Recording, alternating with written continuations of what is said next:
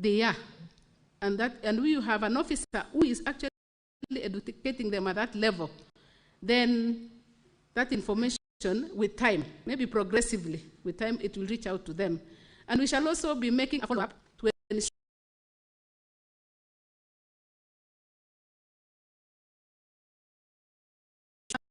that we don't just speak, but we ensure that we also get the reports from the constituency level on how many people, how much publicity has been made to our clients then. Thank you very much.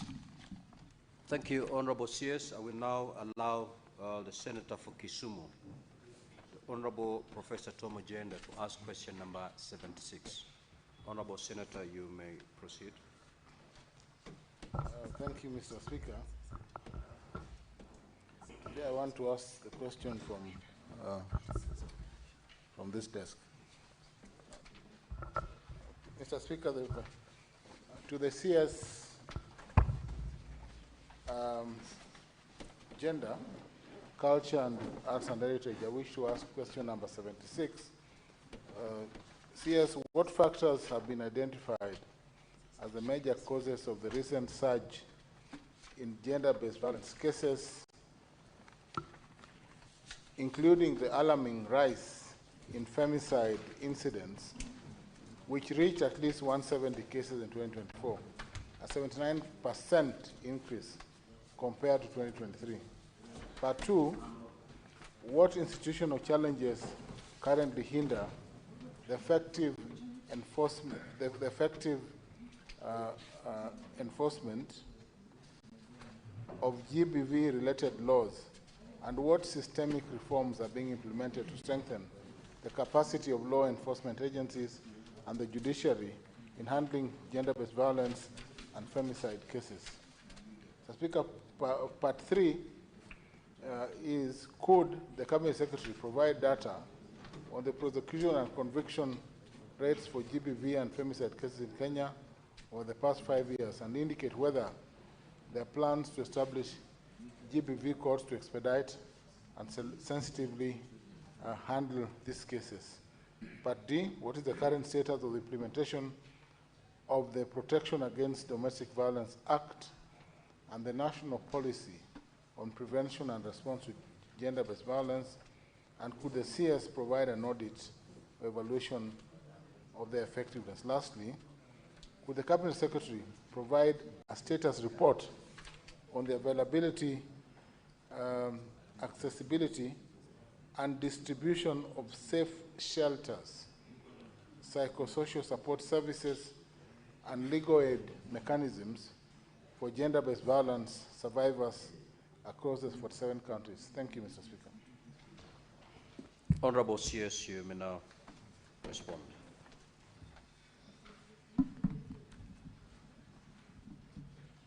Thank you, Honorable Speaker and member, for that question.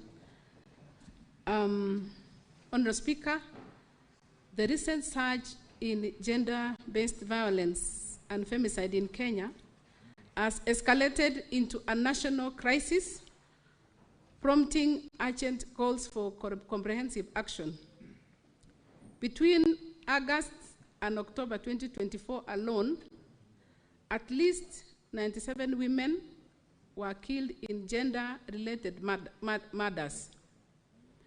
Addressing this multifaceted crisis requires a concerted effort to challenge societal norms, strengthen legal frameworks, and provide comprehensive support to survivors. Only through systemic change and sustained commitment can Kenya hope to reverse the rising tide of GBV and femicide. In cases of gender-based violence and femicide, increased cases of GBV and femicide are driven by a complex mix of social, economic, cultural, legal, and institutional factors. And below are the contributors. Contributor number one in the list is socio-economic factors. we live in a patriarchal society, and patriarchal norms and gender inequality societies prioritize male dominance and control over women, often normalize violence. Harmful traditional practices such as child marriage and female genital mutilation contribute to GBV, and stigma and silence around GBV cultural taboos often prevent survivors from speaking out or seeking help. Economic factors: poverty and unemployment. Financial stress can increase household tensions, leading to violence. Women in economically dependent positions are more vulnerable. And economic disempowerment of women limits women's ability to leave abusive relationships or report violence. Legal and institutional gaps. Weak enforcement of GBV laws. Perpetrators often go unpunished due to corruption, poor policing, or lack of evidence. Inadequate protection mechanisms, lack of shelters, limited legal aid, and psychosocial support services, which are wanting. Slow justice systems. Survivors may be discouraged from pursuing cases due to delays or traumatizing processes. Political and conflict-related factors. Insecurity and conflict. During war or political unrest, GBV is often used as a weapon or becomes more prevalent due to breakdown of laws and order and inadequate political support in some devolved units. Media technology. There is normalization of violence in the media. Exposure to violent content can desensitize audiences or perpetuate harmful gender norms. Cyberbullying and online harassment. Social media has become a new frontier for GBV, especially against women in public life. Alcohol and substance abuse. Increased use of alcohol and drug abuse are linked to impulsivity and aggression, often escalating violent behavior at homes and in public spaces. The B of that question is: what institutional challenges currently hinder the effective enforcement of GBV-related laws, and what systemic reforms are being implemented to strengthen the capacity of law enforcement agencies and the judiciary in handling GBV and femicide cases? Honorable Speaker, GBV remains a pervasive human rights issue in Kenya, affecting women, men, and children across all socioeconomic backgrounds. Despite the existence of progressive laws such as the Sexual Offences Act 2006, the Protection Against Domestic Violence Act 2015, and various provisions in the Constitution of Kenya, the enforcement of these legal frameworks continues to face significant obstacles. The institutional challenges undermine efforts to protect survivors, hold perpetrators accountable, and deter future incidents of gender-based violence. Addressing these systemic issues is crucial for achieving justice and fostering a society free from violence and discrimination. Honorable Speaker, the institutional challenges include, and I emphasize, 1, weak coordination among government agencies. There is often a lack of coordination between key factors such as the police, judiciary, health services, and social services. This fragmentation results in inconsistent responses and delays in case processing and inadequate survivor support. 2, inadequate capacity and training of law enforcement officers. Many police officers, prosecutors, and judicial officers lack specialized training in handling GBV cases. This leads to mishandling of evidence, insensitive treatment of survivors, and poor case outcomes. The third challenge is limited resources and infrastructure. Critical institutions such as police stations, gender desks, shelters, and forensic labs are under-resourced. This limits their ability to respond effectively to GBV incidents, especially in rural and marginalized areas. Corruption and impunity. Corruption within the justice system often leads to their dismissal or manipulation of these cases. Perpetrators may bribe officials to avoid prosecution, while survivors may be coerced with withdrawing the cases. Backlog and delays in the judicial system. Kenya's courts are overwhelmed with a backlog of cases, leading to significant delays in the resolution of these matters, and survivors often lose hope or drop cases due to the prolonged wait for justice. Cultural and social norms within institutions. Institutional personnel may hold patriarchal or victim-blaming attitudes, which influence their willingness to act decisively on GBV cases. Such norms often result in the trivialization or dismissal of complaints. Poor data management and case tracking. There is no comprehensive centralized system for collecting and managing GBV data across institutions.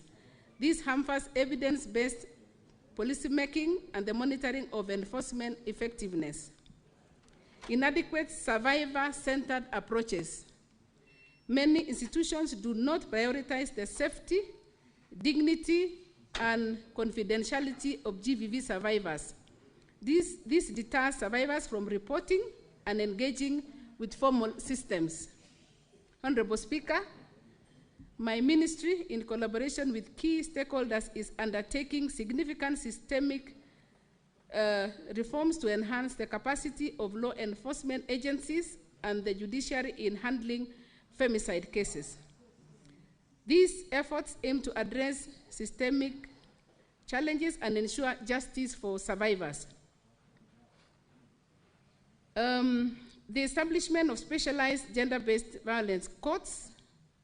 In 2023, the Kenyan judiciary launched at least 5 specialized sexual and gender-based violence special courts in regions including Shanzu, Siaya, Kisumu, Kibera, and Makadara. These courts are designed to expedite GBV cases, reduce case backlogs, and provide survivor-centered justice. Currently, Kenya has 12 specialized courts for victims of GBV. Formation of a presidential working group on femicide. In December 2024, the Kenyan cabinet approved the formation of a multi-sectoral presidential working group tasked with developing a comprehensive approach to address the increasing GBV cases, including femicide. This group, comprising religious leaders, parents, schools, security agencies, and civil society organizations, is mandated to identify legal and enforcement gaps and deliver actionable recommendations within 90 days. Specialized units within the Office of the Director of Public Prosecutions, ODPP. The ODPP has established specialized units focusing on SGBV, counter-trafficking in persons, and child protection. These units are staffed with trained prosecutors who handle cases with trauma-informed approach, ensuring effective prosecution and victim support. Number 4, standard operating procedures for GBV case handling. In July 2024, the Kwale Court Users Committee unveiled the first ever SOP manual to streamline the reporting and handling of SGBV cases. The manual outlines procedures for proper reporting, meticulous evidence recording, and effective prosecution, aiming to ensure victims receive prompt and effective justice. Police reforms and capacity building.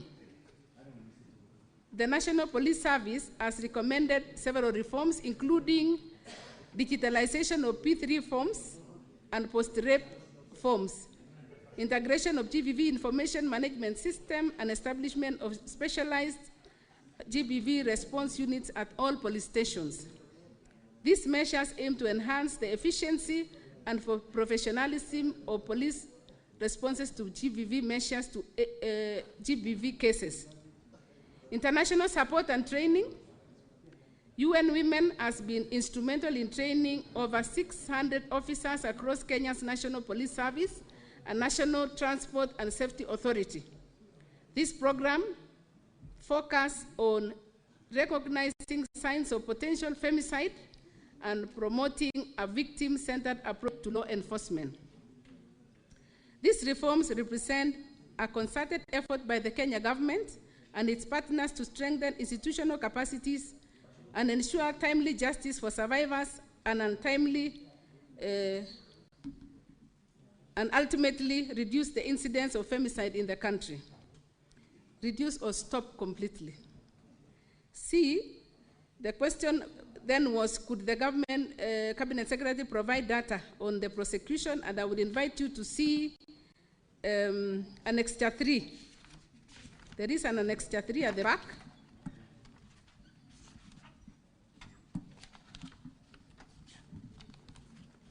Annexure 3 provides a summary of femicide data in Kenya, and the source, honorable member, of this data is the Ministry of Interior and Administration.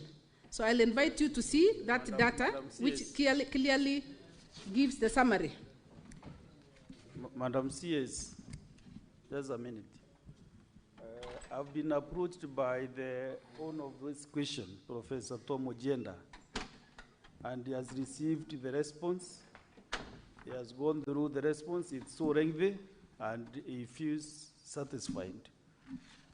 So I wanted us to save time because the senior counsel is up, a senator for Kisumu. It's the property of those, but first of all, if the member is satisfied, and if you have supplementary question, because you know the reason why this document is circulated is for the senators to engage with this document. So, yes, Senator Tom Ojenda, just have a seat, I do some unlike my Senator Chirargei, I'm a gender-based violence expert, and I'm happy with the response. I read a lot. So I read a response, and I'm satisfied that CS Cheptumo has done a comprehensive response to the question, and I'm happy. Unlike Mr. Chirargei here, who rarely reads. Senator Chalagay. No, Senator, just a minute, Senator Chalagay. You know this behavior of exchanging between the heads. Personally, I will never accept that. While presiding in this house, I will never accept those exchanges. So you should wait for him to finish, the senator for Kisumu, and then you can also make your point of honor or whatever else you wanted to say. Because we have actually interrupted him, whatever he was saying. So Senator Tom Ojenda, did you conclude? Okay. What is it? What is it, Senator Chalagay? Mr. Speaker, is it in order, understanding order 101 on contents of speeches, for Senator Professor Tom Ojenda to allude that I don't read, Mr. Speaker? I have written even books, Mr. Speaker. He is the one who used to force us in class to read his own book. And I read his book from cover to cover on principles of conveyancing, Mr. Speaker. Is he in order? He should withdraw and apologize. Because I am known to be an avid reader, and he can visit my private library after this. It's quite out of honor to ask your lecturer, your teacher, professor of law to apologize to you. We are equal, Mr. Speaker, before at this House of Union, Mr. Speaker. No, let me first clear this. So, Madam CS, if there is anything you feel you want to, maybe to, as you summarize your presentation, if there is anything that you feel you want to insist, Senator Veronica, now, who is now really communicating in this house? Is it Senator Veronica or the chair?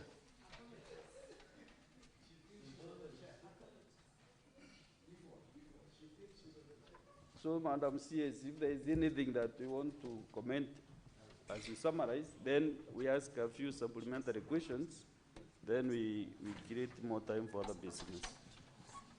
If nothing, you have nothing, then we engage the supplementary questions. Thank you, Mr. Speaker, sir, for giving me an opportunity to just make some recommendations for consideration. Number one, for the ministry to effectively operationalize protection centers, including polycare, there is need for increased funding. Currently, the protection of against domestic violence is in progress, spearheaded by Kenya law reform supported by Attorney General's office. So we are seeking for consideration to be passed as an act of parliament when it has gone through the entire processes. We consider additional funds to operationalize gender-based violence protection centers and NGAF. The gender-related targets to be part of performance contracting, including gender targets in performance, including gender targets in performance contracting. In Kenya, it is crucial for advancing gender equality and fulfilling national and international requirements. Performance contracts compel ministries, departments, and agencies to actively implement gender-related policies and for tracking of the same. So with the gender targets included, institutions are held accountable for translating policy into measurable action. And integrating targets in performance contracting is not just a compliance issue, it is a strategic tool to foster equitable, inclusive, and efficient governance. It moves gender equality from rhetoric to results, ensuring government institutions contribute to transformational change for women, men, girls, and boys across Kenya. There is also the establishment of the Survivors Fund as per the Generation Equality Forum in partnership with the private sector. Because once the survivors are let out there, some of them have their harms have been mutilated. So the Survivor Fund will help in ensuring that they have life even after what they have gone through. So those are some of the recommendations that we are we are bringing on board so that this ministry is supported and this sector is supported, because it really goes to the core of the family. Thank you, Mr. Speaker, sir. Thank you, Madam CS, for the response. So we have a few supplementary questions. One is Senator John Mongai Bugwa. Thank you, Mr. Speaker.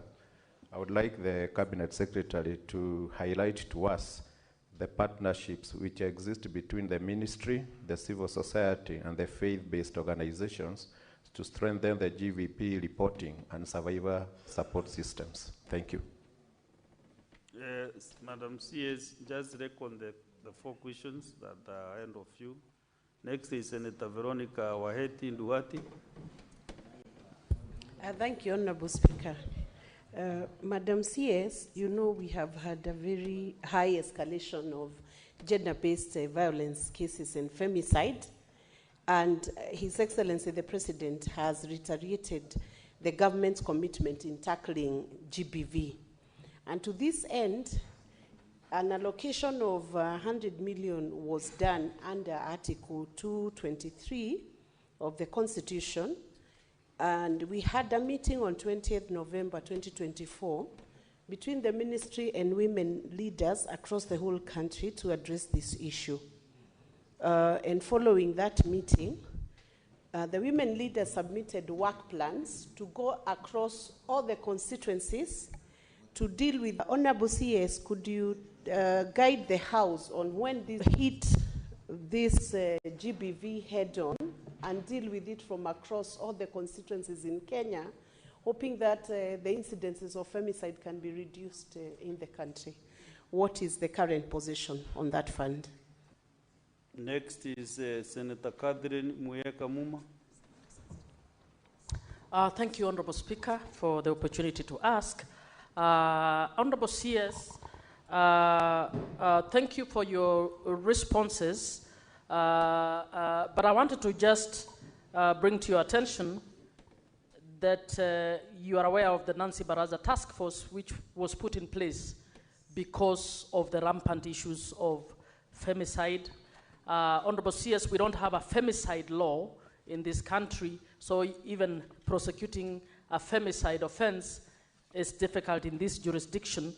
And so I just wanted to ask, one, how is the ministry bringing together all different actors to ensure that all parameters around GBV and femicide, from the legal, the justice, the social, the cultural, and all are addressed? It's a question, Honorable CS, I know you're just new in office, and I'm asking it just to broaden your thinking so that as you settle in, it might be an approach you might want to look at. Honorable Speaker, allow me just to make one comment.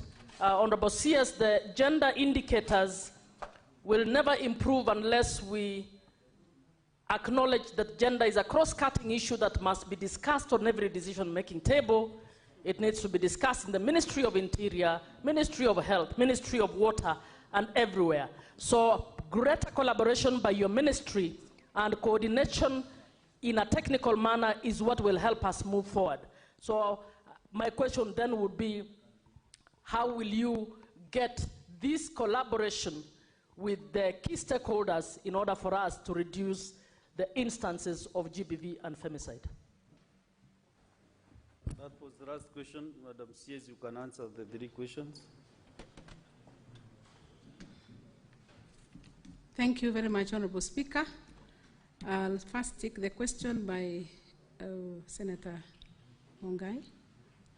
Yes, on the issue of the partnerships. So we have the gender sector working groups, which work together with us very closely to ensure that we have solutions to these issues which are very prevalent. We also have gender officers at the counties. At every county, there is a gender officer who are collecting the data, and they report back to us. Then we can be able to, that is why we are able to identify where are these hotspots and what is it that is causing this prevalence or the surges of these gender-based violence matters. About the 100 million amount, this is a matter that we would need to seek clarification or to make a follow-up on how it should, or when it should be disbursed, so that it can go for the purpose for which it was meant. So you allow us to follow up and then be able to report back or ensure that it is disbursed. We don't have to wait until we come back here. If we can have it rolled down, then the better. That is one of the things that I'll be following up on, and I'm aware about it. On the issue, Professor Muma, about the task force, the task force is still collecting the information, and once they come up with the report, we shall be able to receive and implement as fast as possible, because this is a task force that is going around the country, and they are receiving information as to why all of a sudden these femicide cases are on the rise. The femicide law, as we speak, is not a law in itself. It is in the penal code, and it is being considered as murder. So let's wait and see what comes out of the data, and then we'll be able to work together with all the groups the judiciary, and all the groups, we shall be able to see the recommendation and ensure that these femicide cases come to an end. Again, on the issue of the gender indicators and the collaboration by all the sectors, this is something that we have to really go out of our way, because gender is in every sector. Gender is in agriculture, gender is in all departments, in all ministries.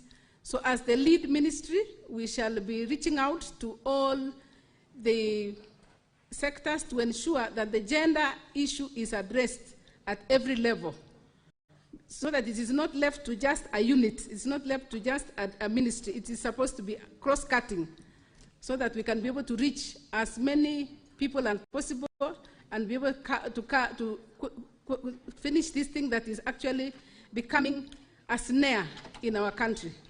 Thank you, Mr. Speaker, sir.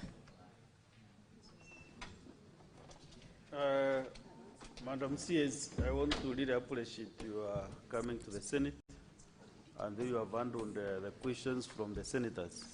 So if there are any commitments of made, we'll be able to communicate through the relevant committee or the clerk of the Senate to answer those issues that you are not able to expressly be able to answer. So I want to thank you very much. I want to release you now to go and serve Kenyans. That is the end of the session. Members are happy with your response, and we have finished that session. Unless if you want to sit around, I can see you are really enjoying the Senate. If you want to sit around, you can sit and wait. No, maybe just to say thank you very much for listening to me. Yes, it is true, it was my first time, but thank you very much for the contributions. We will definitely work on the recommendations which have been made. And of course, you know you are senator by default. Thank you very much. Yes. So thank you very much indeed. So clerk, go to the next order.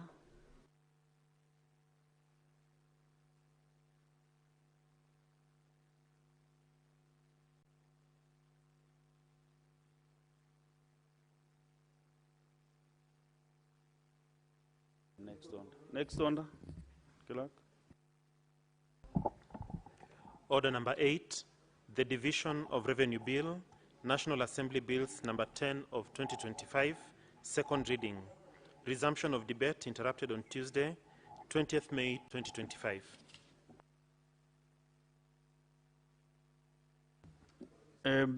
When the business was interrupted yesterday, Senator Gondi Friososi and a balance of 10 minutes. And if he is not around, then he will forfeit that privilege to spend his 10 minutes. So we go to the next. Online is Senator Chalagay Samson.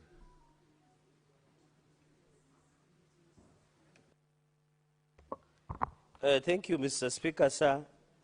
This one of the crucial, the reason Senate exists, Mr. Speaker, is on this division of Revenue Bill 2025, that is a precursor of financial year 2025-2026. Mr. Speaker, this is very critical, that at this time we are discussing the division of revenue as per Article 210, Mr. Speaker, where at least 15% should go of the latest audited accounts. Mr. Speaker, I want to join my colleagues that National Assembly should move with speed, because it doesn't make sense, Mr. Speaker, that now, Mr. Speaker, we are having a budget that is 4 trillion Kenyan shillings, Mr. Speaker, yet the proposal is to give counties 405 billion, Mr. Speaker. I want to ask the National Assembly to fast-track and ensure that the latest audited account is within even less than one financial year, Mr. Speaker. Therefore, so that counties, and we are proposed, and the nation should follow this, Mr. Speaker, that we are proposing that counties must get at least 465 billion. I expect that as we go to mediation, the position of the Senate should and must stand to get sure that the counties get 465 billion, up from 370 billion that was in financial year 24-25, Mr. Speaker. so that counties, Mr. Speaker, there are many things that counties should do. There are many money that counties should get, Mr. Speaker, so that we can see service delivery, Mr. Speaker.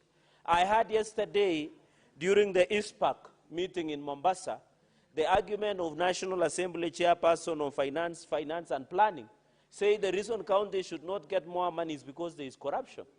But there is corruption everywhere, even in national government and county governments. That is one of the lame excuses that I've ever heard, Mr. Speaker. That the chair of finance and national planning yesterday in ISPAC meeting in Mombasa could say county should not get more money because of corruption. And you had the majority leader yesterday said corruption is everywhere.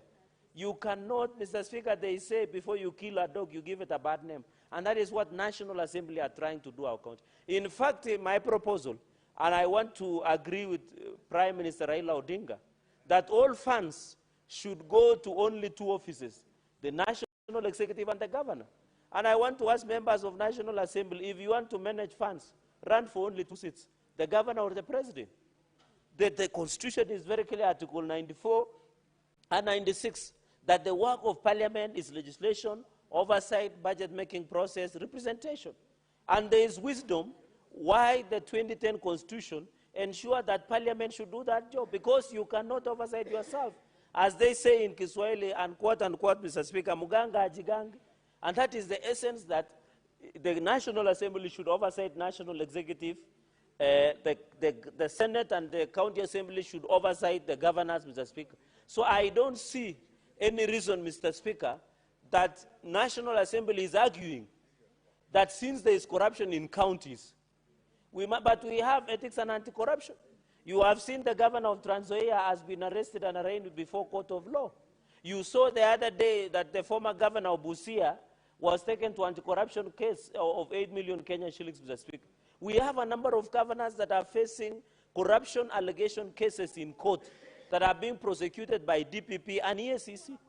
We cannot allow, Mr. Speaker, that somebody wants to kill devolution so that they can have the money at the center.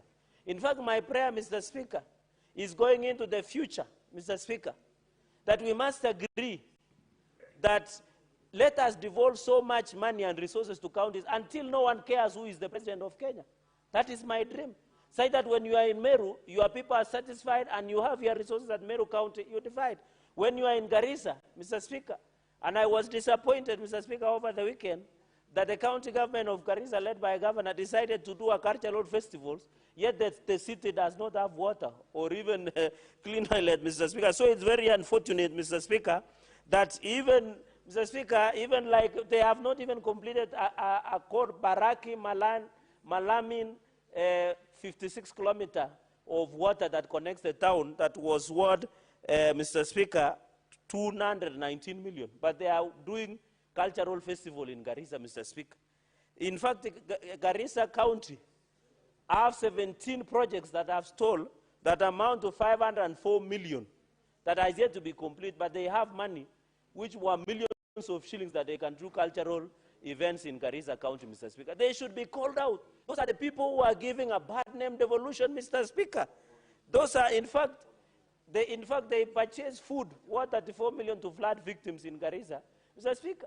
But that money should be used in a fair and transparent manner so that we see value, Mr. Speaker. Even when we were fixing Meru, Mr. Speaker, by removing the former governor, was to bring order and sanity.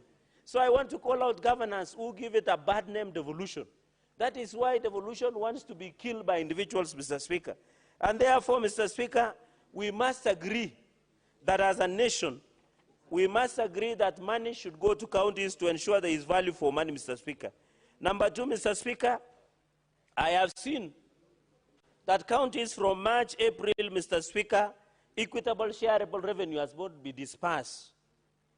74.98 billion is yet to be dispersed. Mr. Speaker, under Article 219, and the CS of National Treasury should be aware of this, that Article 219 says when the money has been dispersed, it should be dispersed without undue delay under Article 219 until and unless stopped under Article 225, Mr. Speaker.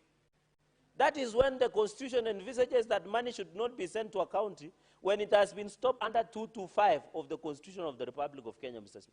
The violation of Article 219, and I remember we didn't sanction the former minister, Ukur Yatani, over delay of disbursement to counties, Mr. Speaker. Let the National Treasury, I am happy, Mr. Speaker, and I want to congratulate them, that they have released the school capitation of over around 22 billion capitation fees for second term to schools. But they must release 74.98 billion to counties that from February, March, and April, Mr. Speaker, so that the functions within counties can be pursued seamlessly, Mr. Speaker. And therefore, apart from corruption and prudent expenditure by counties, Mr. Speaker, we must agree as a nation.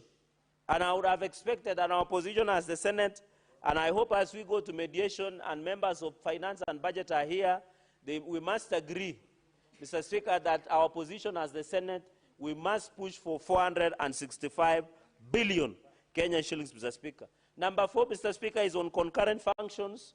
Mr. Speaker, we need to have clarity on community health programs, CHVs, Mr. Speaker.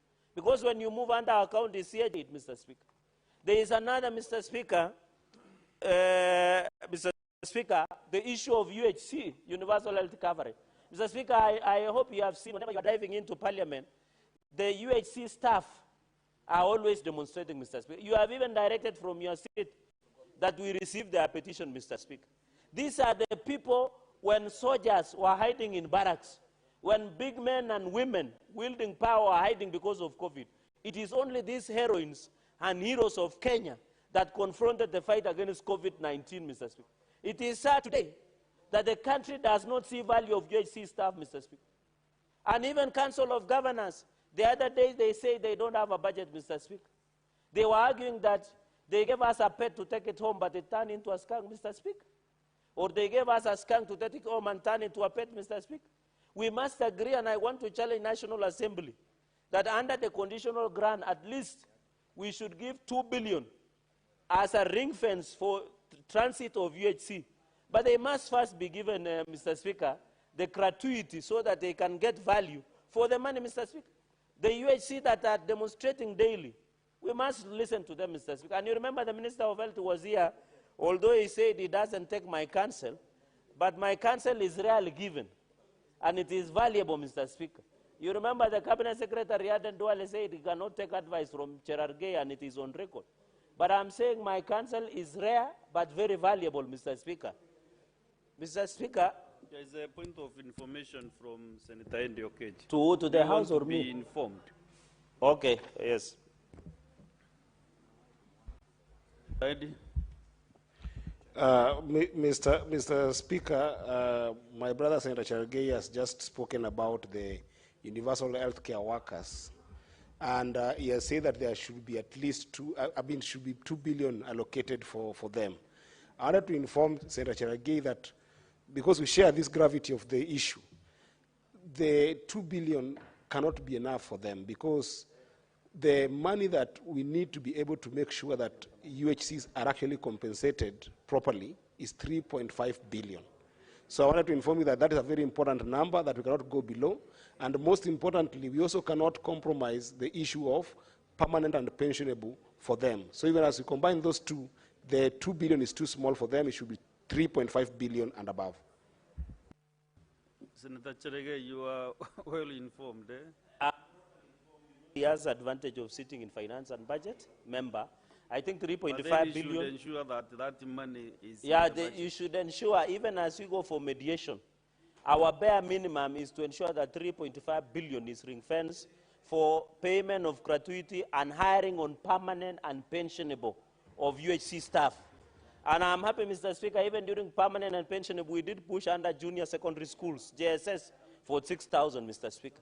Mr. Speaker, I'm coming up with a proposal to amend the PSC Act, that all public service commission interns who intern with government, after 6 months, they must be transited to permanent and pensionable, so that we retrain the quality of training of those staff, Mr. Speaker, and we don't pay stipend, Mr. Speaker. As we talk, even as the UHC staff demonstrate, Mr. Speaker, it is sad, because in our hospitals, there are no services. Yet we have staff that had already been trained. Mr. Speaker, I want to advise Council of Governors and Ministry of Health. Let us not lose UHC staff, because they have already trained, they have worked, they have experience. So the least we could do as a country, we need to appreciate the heroes and heroines of COVID-19 pandemic staff. Mr. Speaker, you remember soldiers could not come out of barracks because no one knew how to handle COVID in this country, Mr. Speaker. So that the UHC staff and CHVs, we must look at it, Mr. Speaker. The public debt, I have seen the reasoning of allocating is the public debt, which is approaching 11 trillion, Mr. Speaker. I want to call upon, and I want to challenge the Finance and Budget of National Assembly and the Senate and His Excellency the President, that why don't we do an audit of the public debt, Mr. Speaker, so that we know in these 11 trillion shillings, who do we owe and who owe us, Mr. Speaker? It cannot be that the country pays a public debt that an audit has never been done, Mr. Speaker, of around 11 trillion Kenya shillings. I want to say that one of the things that Parliament can do is to demand an audit of the entire public debt that the country is paying. Because, Mr. Speaker, we have to tax Kenyans. We have to borrow so that we can pay tax, because in the past, Mr. Speaker, in the past regime, there was reckless and abandonment of borrowing, Mr. Speaker, that we cannot account for. Through the SGR, through the infrastructure roles, Mr. Speaker, we must demand for an audit of public debt in this country of 11 trillion Kenya shillings, Mr. Speaker. And even, Mr. Speaker, it is very disappointing that most of the businessmen in Meru, in Nandi, in Kilifi, in Narok, in Migori, in Garissa, in Isiolo, are suffering because of lack of the payment of pending bills, Mr. Speaker. It cannot be that the controller of budget is releasing money, yet we have pending bills of 185.446 billion Kenya shillings, Mr. Speaker. You are killing our small business. I remember Senator Kisheru was coming up with a bill of startups. How will you support the small businesses in our villages and in our counties if you do not pay pending bill? And you remember the Ladamas motion, Mr. Speaker. We had resolved as a House that the pending bills must be paid. Mr. Speaker, in the last session, the National Treasury issued a circular that counties must give an undertaking of payment of pending bills. But it is sad that the pending bill as of today is 185.46 billion Kenya shillings, with Nairobi leading with over 100 billion Kenya shillings, Mr. Speaker. We must be told where is the money going. When you go to the controller budget, the requisitions are being made. When you come, the pending bills, Mr. Speaker, because we have a problem called voiding of payments, Mr. Speaker, where you take the money to pay X, but they end up paying Y, Mr. Speaker, and we must be told on this public debt, Mr. Speaker. Mr. Speaker, on the issue of equalization fund, under Article 204, that 10 billion, I want to request that the finance and budget must tell the nation what happened to equalization fund. We have been passing time, Nandi is supposed to benefit in Kapchorwa ward, Soba Songo, Mr. Speaker, and Chemelil Chemase ward, although Terik and Chepteroi ward should be beneficiary in Nandi County. But we are yet to get it, Mr. Speaker. I want to challenge that we must also demand a special audit by OAG to look into the equalization fund. And I know Meru is a beneficiary, Kilifi, Mr. Speaker, and many other counties should benefit from equalization fund, Mr. Speaker. Mr. Speaker, and therefore, even finally on the 50th point is on source revenue, Mr. Speaker, we must agree. The revenue potential, for example, of Nairobi is 63 billion. But when they collect 11 billion, 13 billion, they become excited. The revenue potential of Nandi is 800 billion. But when Sang collects 200 billion, it's to celebrate. Is it a case where a chicken lays an egg and makes a lot of noise as opposed to a cow which gives a lot of milk, Mr. Speaker? We must relook at the on-source revenue. For Nandi, we have multinational tea estates, land rates, land rent, among others, Mr. Speaker, so that we can ensure that we support, Mr. Speaker. But I want to challenge counties, and I want to warn governors. No governor is special. Even if you criticize the president, you are not special. We want to tell the governor of Trans Nzoia that he must be held accountable. However much he tries to politicize the issue, he must face the full wrath of the law, Mr. Speaker. And I want even to draw mind, Mr. Speaker, this country people should avoid bad manners. I want to thank Her Excellency Samia Suluhu Hassan for calling out activists who wanted to go and disrupt the peace in Tanzania. In fact, should have detained and prosecuted them because they have taught this country bad manners, Mr. Speaker. These activists, they have taught our people to insult, to undermine, to lose respect to the leadership of this country, Mr. Speaker. Tanzania is a very peaceful country. And what President Samia Suluhu Hassan said, we should respect our countries, Mr. Speaker. There is mutual respect. And I hope as the activists run around East Africa trying to meddle in the internal affairs, they must be put to stop, Mr. Speaker. Because what business would you have to go and meddle in affairs of Tanzania? What business, Mr. Speaker? These activists, and I want to ask President Samia Suluhu Hassan, Mr. Speaker, of Tanzania, to be very careful, because these activists are funded by enemies of Africa who want to destabilize the unity, the peace and tranquility of most African nations, Mr. Speaker. You saw even in the last Gen Z protest, Mr. Speaker, there were allegations that international donors were financing instability, Mr. Speaker, in this country using what we call international donors, Mr. Speaker. So I want to ask the President Samia Suluhu Hassan that in the spirit of East Africa, he should assist us to discipline some of these ill-behaved activists that have continued to destabilize Kenya, Mr. Speaker. The island of peace of Tanzania must be protected, Mr. Speaker. Senator Chalagay. And our finye kabisa. Senator Chalagay, can you relate what you are now discussing with the division of revenue bill? Can you relate the two? Because you I'm trying to relate. What I'm saying, Mr. Speaker, we need stability in Tanzania and in Kenya, because there is balance of trade. We export and import. We get taxes. Then we build on the division of revenue, Mr. Speaker. And that is why I'm saying we should not disturb the peace and unity of Tanzania, Mr. Speaker. And ask Samia Suluhu Hassan afinya wakabisa. There's a minute. Mr. Speaker, this is a very serious flaw in this House, Mr. Speaker. And, Mr. Speaker, this is on 105 in the statement of facts. Mr. Speaker, is it in order for the Senator of Nandi, who is a lawyer, to actually misinform the House and misinform the public on what informs the action of deportation of Kenyans from Tanzania, Mr. Speaker? Mr. Speaker, if you look at Article 104 of the EAC Common Market Protocol of 2015, it expressly says and guarantees the freedom of movement of service, labor, and goods within the East African region.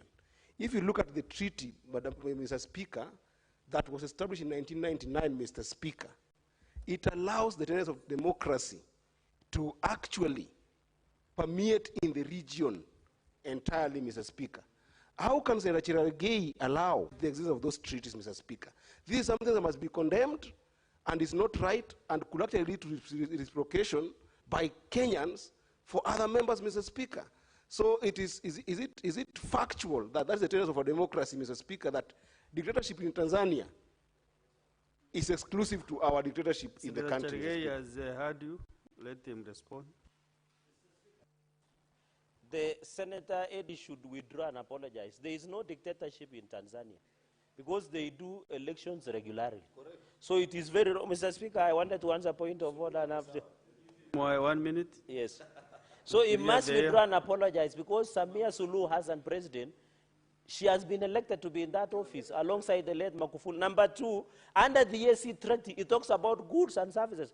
Martha Karua and other busybody activists are not defined as goods and services.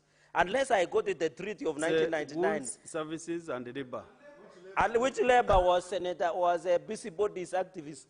The Martha Karua and Boniface were taking to Tanzania, Mr. Speaker.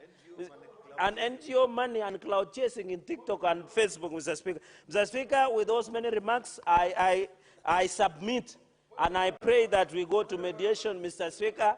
Mr. Speaker, I shall not be intimidated. These are people who are financed by NGOs, Mr. Speaker. I will not be moved. If they have eaten NGOs money from Soros, Mr. Speaker, I should ensure. Senator Chalagay, you have finished. Assume your seat. Senator Amboni. Yes. Mr. Speaker, with all due respect, I think, however emotional we can become during debate, but we must uphold parliamentary language. Mr. Speaker, Mother Karua is an honorable member who has served this republic not only in this House, but also in Cabinet. And Mr. Speaker, Martha Karua was one of the engines behind the success of the promotion of the fast tracking of the East African community. Mr. Speaker, for the Senator of Nandi to call Martha Karua and Professor Willie Mutunga as busybodies should not reflect anywhere in the records of this House. You'll have so time. what is out of order, Senator Boni Karwasi? In fact, I'm on point of order. Because you are now also trying to do a debate. So what is your point of order? Be specific. Yes. The point of order is the Honorable Senator, in order to use unparliamentary language, and I've specified calling distinguished Kenyans busybodies, is in order. Mr. Speaker, I demand that he withdraws and apologizes abundantly to William Tunga, Professor, and Martha Karua. I would forgive him if he's talking about people like Boniface Mwangi. That's okay. But not these two characters, these distinguished Kenyans. Yes, Senator Chalagay.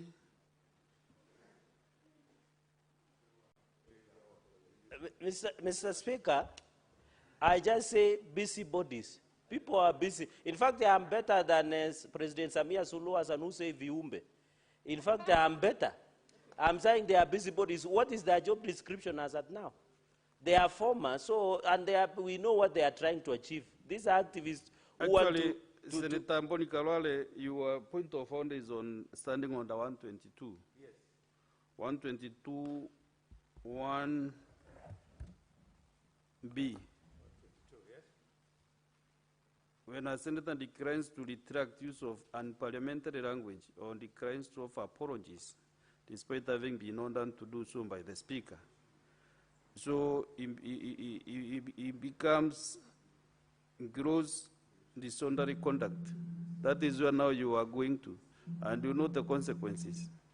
We must respect the standing orders like the Bible. Okay, okay. So that we can Mr. Speaker, with tremendous respect, because you are the chair of Njuri, I withdraw and substitute.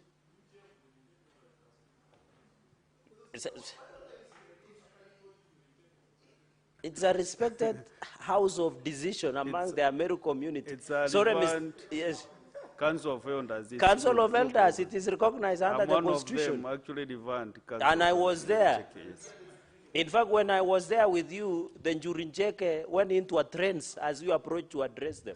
So I have every right to ensure that Mr. Speaker, I withdraw the word busybody and good for nothing individuals, Mr. Speaker. Thank you.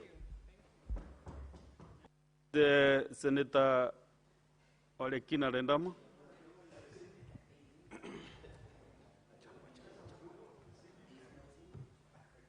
Thank you, Mr. Speaker. Mr. Speaker, I rise to support the report by the Committee of Finance and Budget in as far as their contribution to the Division of Revenue Bill. Mr. Speaker, as I seek your indulgence with my vocals, I want to remind this House that we've been here before. We've been here where we are supporting the report of our Committee on Finance and Budget and rejecting the proposed DORA from the National Assembly. Mr. Speaker, if you're very keen to listen to the Finance and Budget Committee, the Finance and Budget Committee are telling us that the National Assembly is completely violating the Constitution. It is violating Article 202 that demands for revenue raised to be shared equitably. It is also violating the Constitution in the sense that they have received the audited financial statement from the Auditor General for the year 2024-2025, but they have refused to consider, meaning any funds which are being shared can never be shared equitably between the national government and the county government. Mr. Speaker, if we are relying on audited financial statement for the year 2019, 2020-2021, the only amount of money that can be proposed by the National Assembly to be shared among counties will only be about 14%. What does that tell us, Mr. Speaker? It tells us that all these new taxations policies which are being introduced by the government are only going to hurt Kenyans more and create huge pending bills where all these governors will be appearing before a committee of budgets, they'll be appearing before our oversight committees to answer questions as why they are not remitting their statutory deductions. Mr. Speaker, if you look at the undiscretionary expenditures alone amounts to a total of about 31 billion. The amount of money that we had proposed and we went through mediation back and forth for the last DORA was only going to be about 405 billion. But we were pushed down, even after those mediation, we were pushed down to a figure of about 387. Now, let's just be realistic. We have had an agreement between our party ODM and KK that we are going to endeavor to ensure that we send at least 450 billion to the counties. Where did we have this agreement? Because we are aware, we are alive to the fact that there are these undiscretionary expenditures that must be taken care of. Because if you are deducting money from an employee and you yourself as an employer are not able to remit the 30 billion that you have deducted because you do not have enough money to pay your pending bills or to introduce any other development, then what are you going to be doing? Mr. Speaker, sir, we are continuing to dig a deeper hole when it comes to an issue of our fiduciary responsibility. It is about time, Mr. Speaker, that we ask ourselves whether these debates and whether the position we take as a Senate is a position that we all understand, that we are fighting for our counties to be able to get money so that there are no pending bills, so that also they can be able to complete the cycle whereby you deduct statutory deductions, you remit them to allow the government to continue raising funds. Mr. Speaker, one of the biggest challenges that I see is that sometimes there is a huge disconnect. And I strongly believe that there is a time that we should, this House, the Committee of Budget of the National Assembly and the Committee of Budget of the Senate should actually sit together and try to make sense of the dollar. Before it comes here, we waste time, we debate, we try to drill some sense into how money should be divided using the Constitution. But we seem to be getting nowhere. We are trying to drill wisdom to the Committee of Budget of the National Assembly. That there's no way that you're going to come here and say that you are proposing to give counties 405 billion, yet alone, if you are to take these undiscretionary expenditures, like the housing levy, like the SHIF, like the NSSF, you know, like also other expenditures, you know, there's no way, this 31 billion, there's no way you can be able to support these counties. Even if you take the 387 plus the 31 billion, that gives you 418 billion. So, Mr. Speaker, we need to be candid enough that if we are supporting devolution, we do it with facts. We put facts on the table and we try to educate these people on the need to ensure that we maintain a fiduciary responsibility. Mr. Speaker, the reason why a lot of people blame the control of budget is because they don't read the Constitution. They don't read the laws. You know, we were here the other day arguing about money being sent to Nyamira County.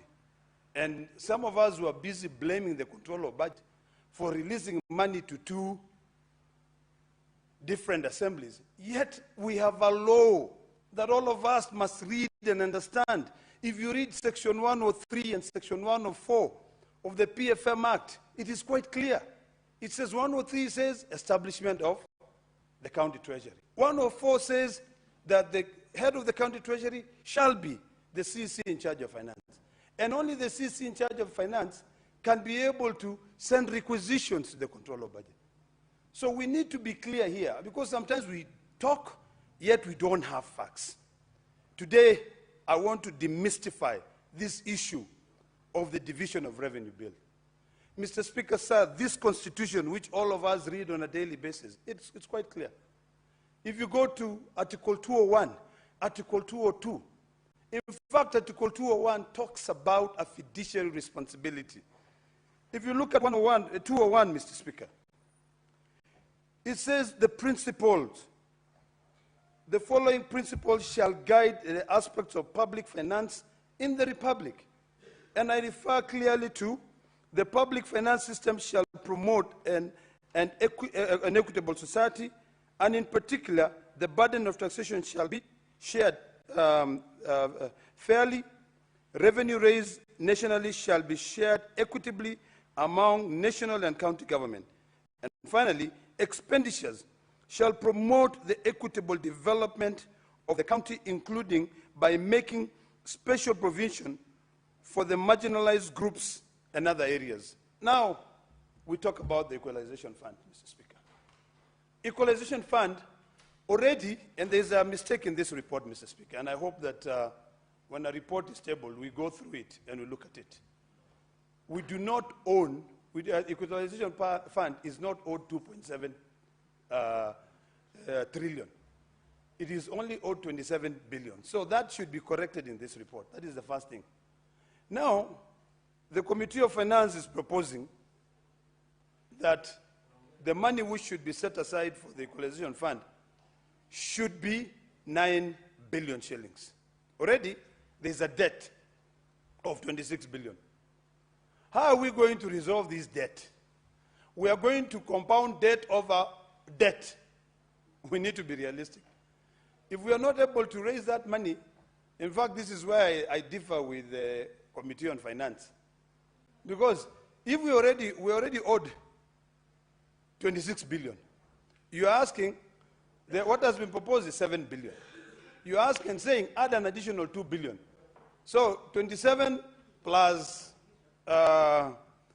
7 is 34. If you add another 2, is 36 billion. Yet, there is a sunset clause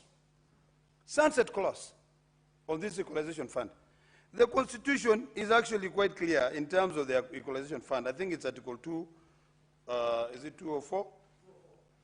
204, it talks about the Equalization Fund, and it sets a sunset clause.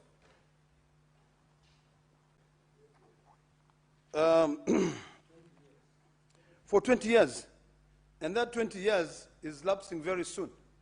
So the question that I haven't had the Finance Committee responding to, or any of my colleagues, and I'll seek some wise counsel from my colleague, Senator Eddy, is that what happens if we don't amend the Constitution to be able to extend the time of the Equalization Fund, and the 20 years is coming to an end? What happened? Yet, the money has still not been paid.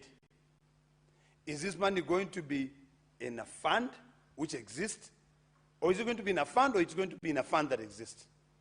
So these are questions that we must ask ourselves diligently.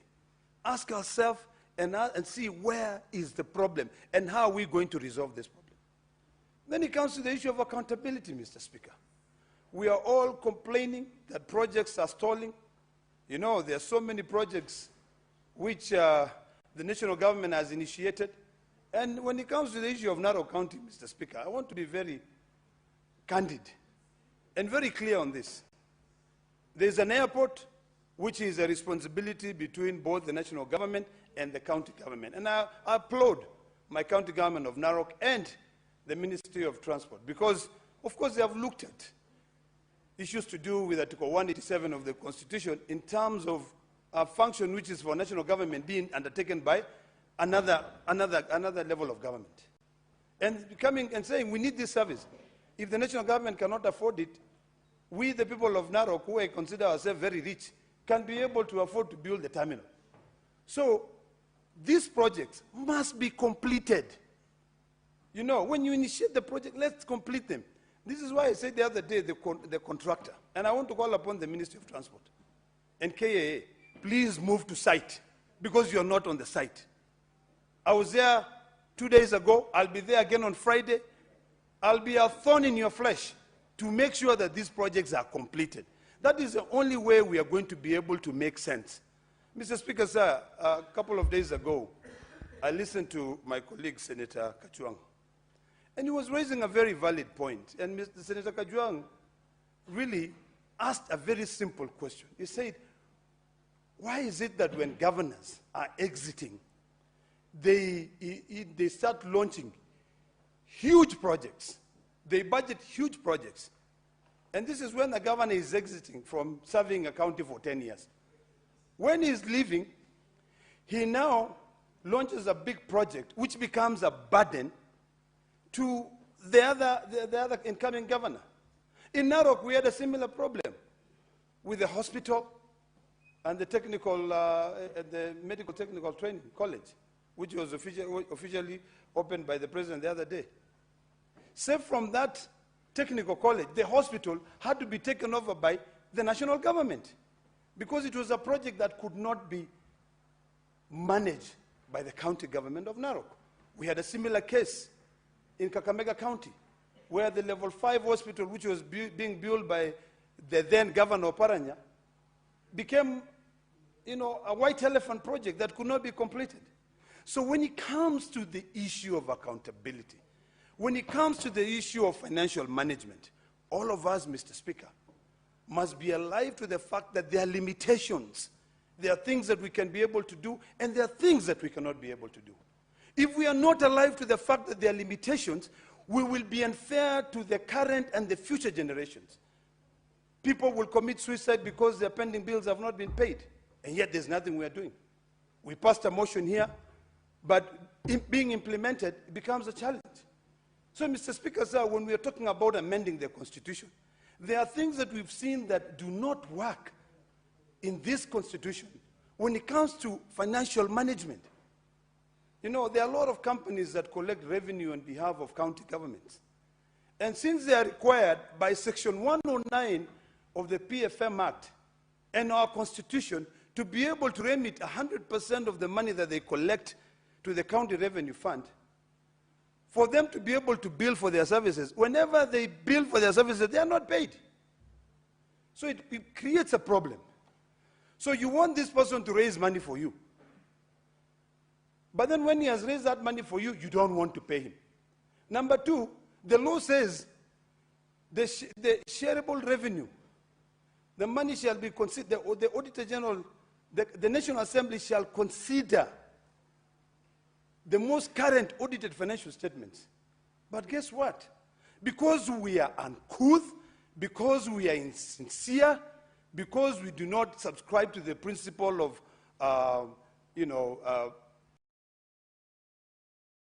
financial responsibility, we must come of age. We must come of age so that we can be measured among other developing nations. Kenya is slowly developing to becoming a developing nation.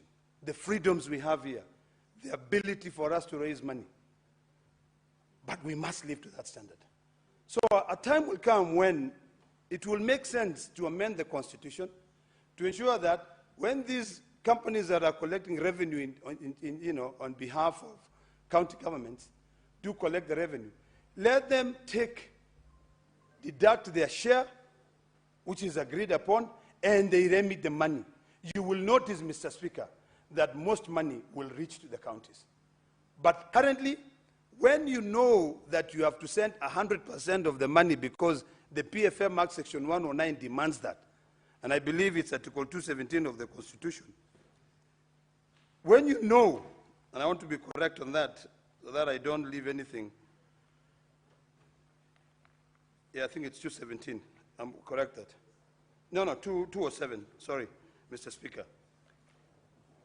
When you know that when you send the money that you've collected, you now have to go and beg the county governor for you to be paid your services. It becomes, it demoralizes you. in a point where you don't even disclose how much money you've been able to collect. In fact, it's Article 207 of the Constitution, which mirrors Section 109 of the Public Finance Management Act. So, Mr. Speaker, in conclusion, I want to reiterate the fact that as a House, all of us, number one, must read this report. Number two, we must always have a sense of occasion. All of us must debate on facts to be able to guide this nation.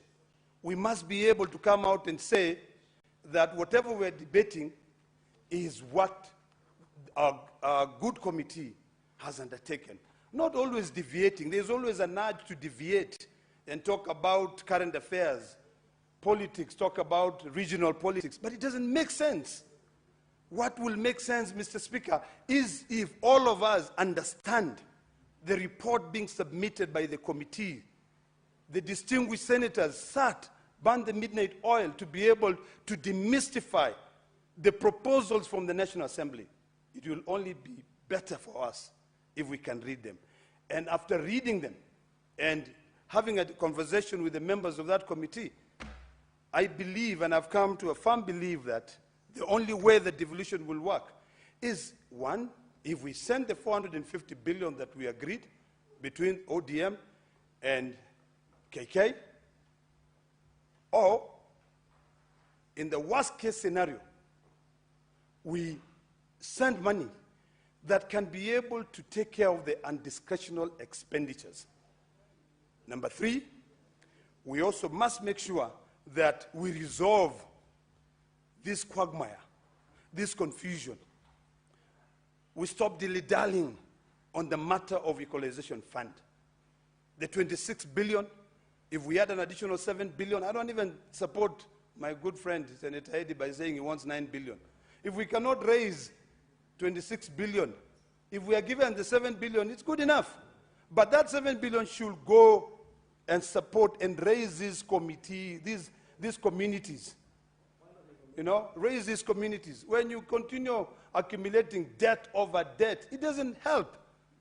So finally, Mr. Speaker. Your neighbor, Senator Eddy Okech, wants to inform you. I'd be more than happy to be informed.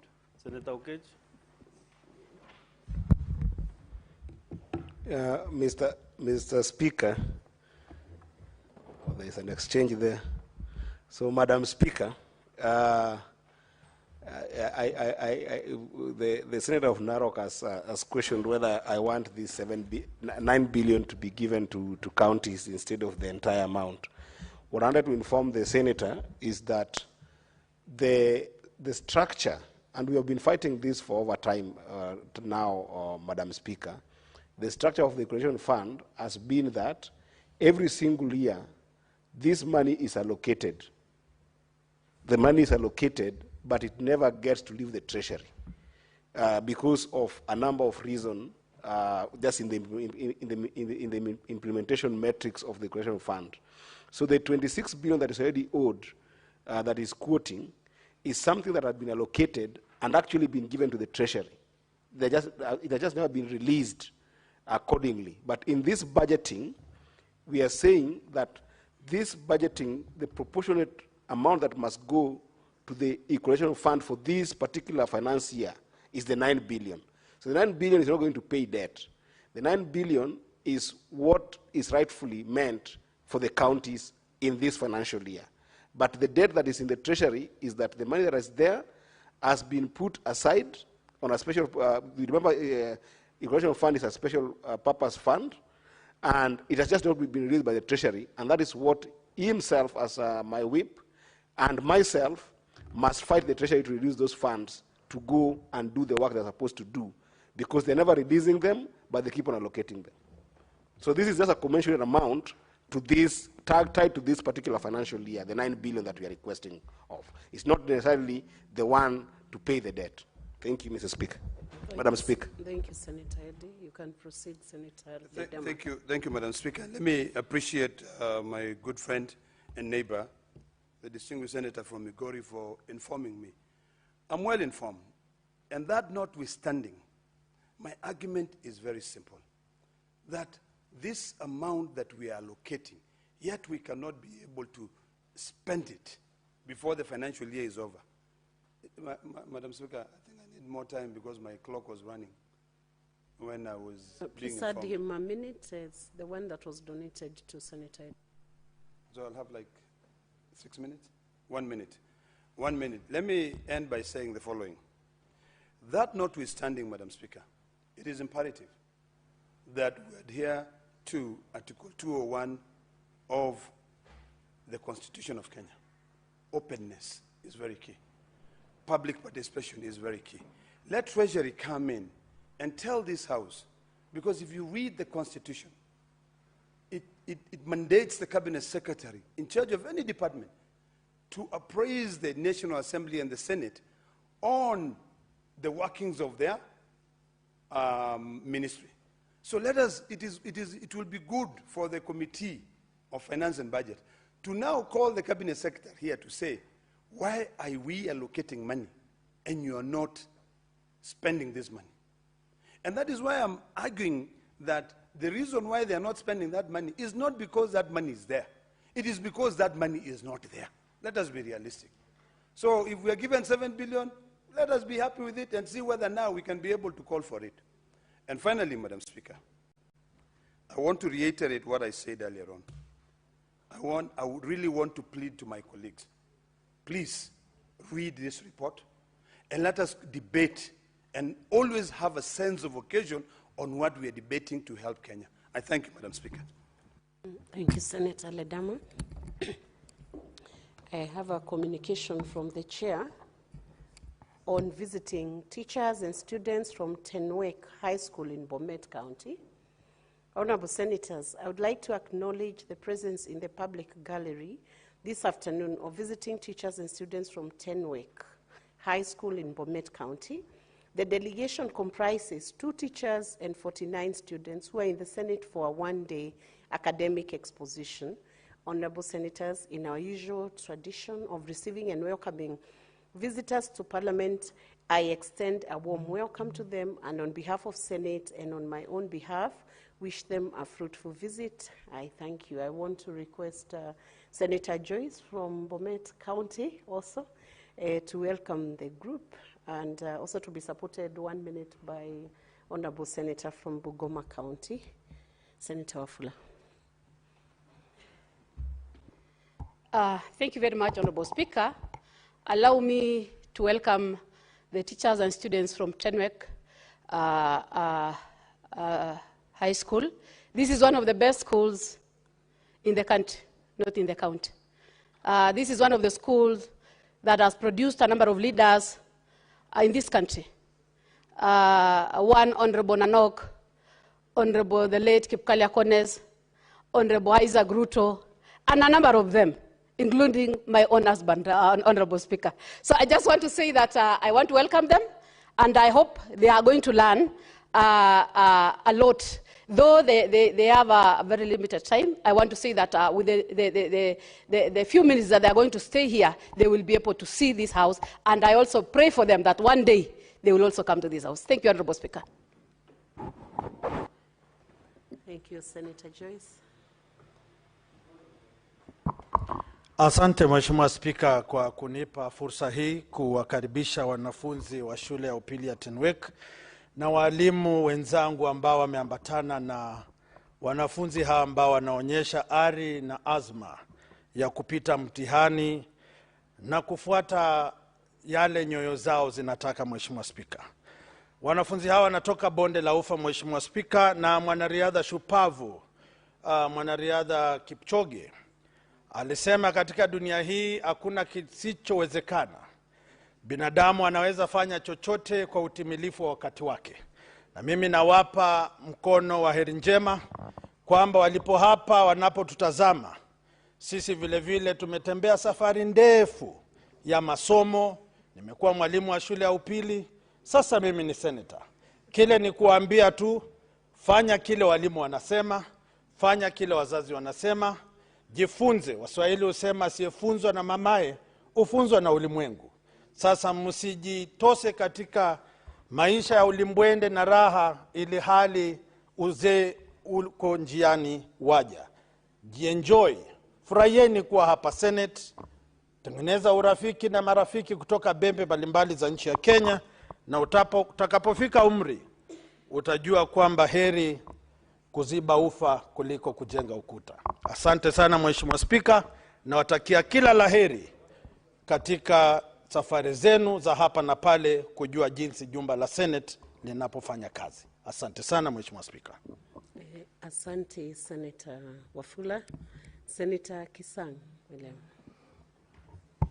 Thank you, Madam Speaker. Madam Speaker, I also arise to make comments on this particular bill.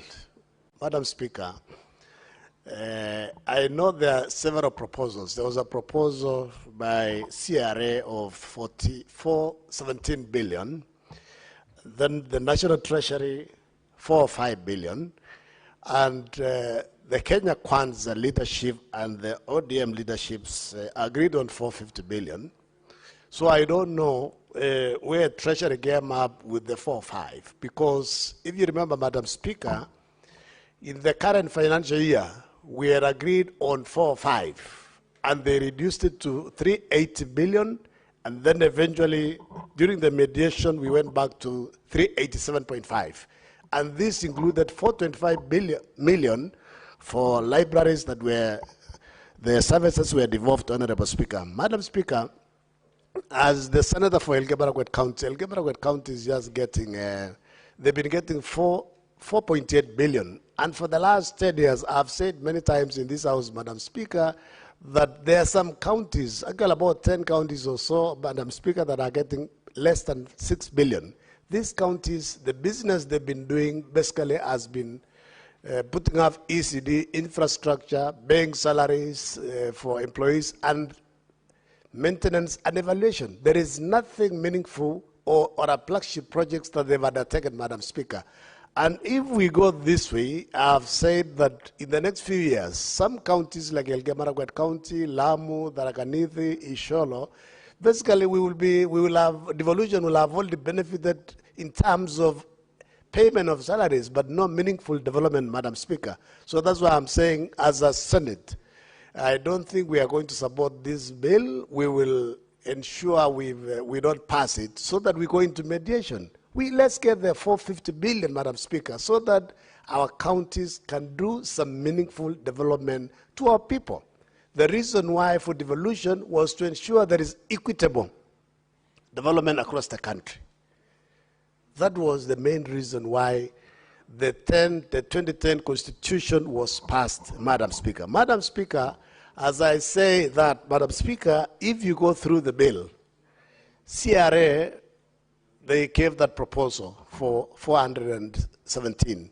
Treasury 405. And what the National Treasury is basing their 4 or 5 billion, they are basing it on the last audited accounts and approved by National Assembly, basically 2020, 2021. So I wonder why National Assembly is not helping the counties by ensuring they look at the audited accounts up to date. We should be basing the share of revenue on 2022-23 at worst. Otherwise, we should be basing it on 2023-2024, Madam Speaker. The current CS for National Treasury was the chair for PAC in National Assembly. So we want to tell him, Madam Speaker, that we will not accept anything short of 450 so that our counties can progress, Madam Speaker. Madam Speaker, we also want to urge our colleagues in National Assembly that let us fast track looking at the reports, looking at the audited reports for national government, Madam Speaker. Madam Speaker, I think I agree with the member who has said we have had this constitution for the last 10 years, 15 years, Madam Speaker. The current constitution was passed August 2010. This year, August, it will be 15 years. Maybe it is high time, Madam Speaker, that we relook, we audit the constitution. Madam Speaker, this House, the Senate, actually should be the one who should be approving the audited accounts because we have interest with the counties. We'll fast track. But you know, National Assembly are not interested to disperse resources, proper resources to go to the counties. So they can delay, they can track their feet to pass and look at the audited accounts, Madam Speaker. Madam Speaker, I know we have discussed issues on equalization fund. It's been there for these 12 years or so, Madam Speaker. Every year, Treasury allocates resources. By end of the financial year, there is nothing that has been dispersed to the counties. Because there is a fight between some ministries of national government and also counties on who is supposed to do the actual implementation. I know we discussed several issues in the last parliament in National Assembly. Minister of Water wanted to implement some projects. Minister of Roads wanted to implement some, and eventually nothing happened. In fact, I believe National Assembly have also extended, because I think the 20 years are lapsing soon. I think they wanted to extend by another 10 years or so, Madam Speaker.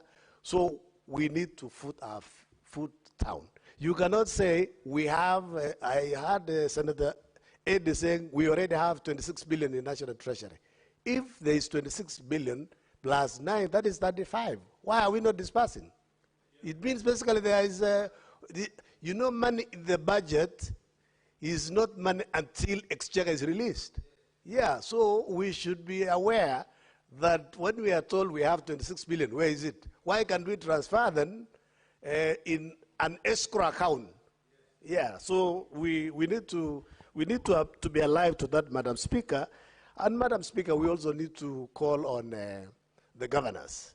There is a conversation to have county integrated revenue management system by Treasury. And there is a conversation among the Council of Governors to resist. Why are they resisting a system that will help them to collect revenue? Because we are discussing in Civic District, Madam Speaker, that Nairobi County, when they implemented a new management revenue system, Madam Speaker, they were able to raise revenue from 10 billion to 12 billion in a financial year.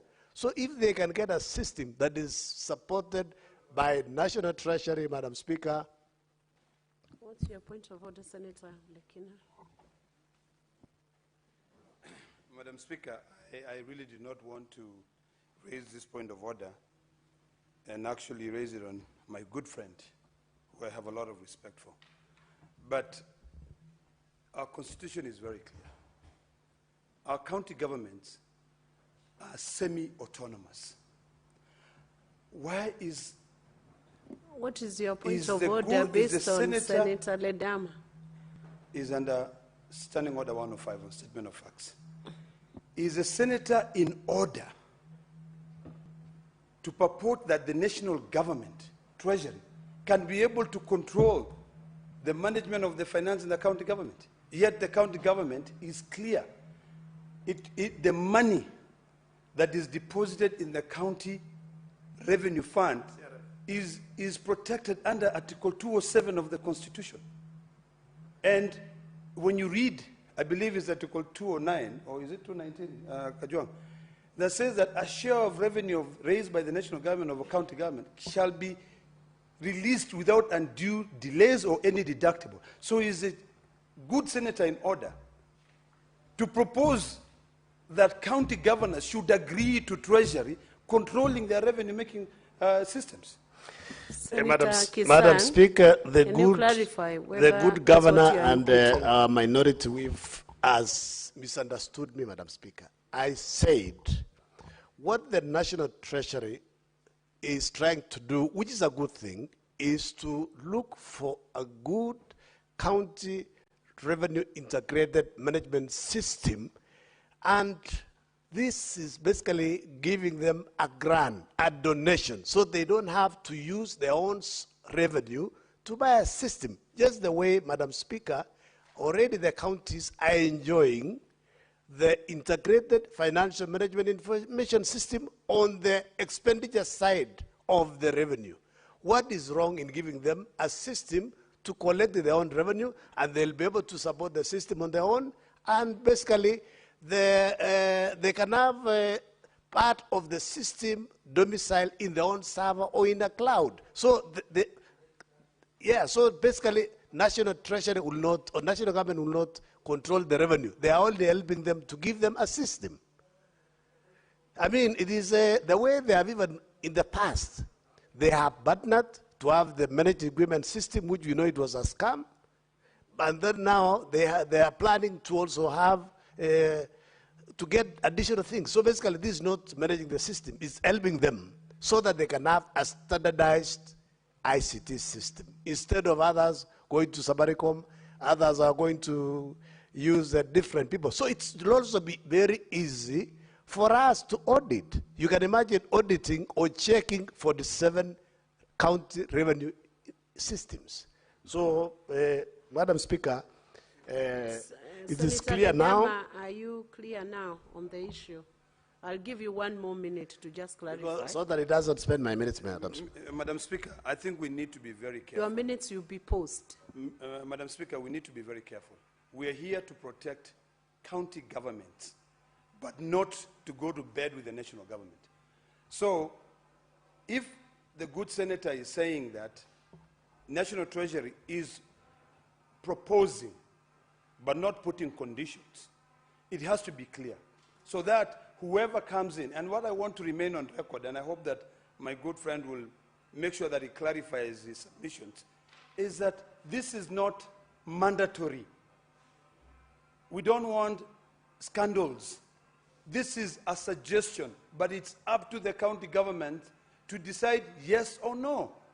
I hope that's what he's saying, and I would be satisfied if that's what he's saying.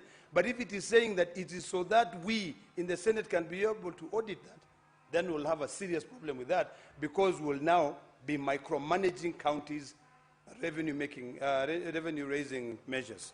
Thank you, Madam Speaker. You know, Madam Speaker, this is still a proposal, and I believe the National Treasury and the County Council of Governors have a conversation, and I'm not speaking for National Treasury or the governors or the county government. I was just raising what is outside there, and also as an expert in the ICT industry. You know, occasionally I get consulted for free of charge. So that's why I also wanted to advise the House free of charge, Madam Speaker, this afternoon, that there is conversation outside there, and it's a good thing.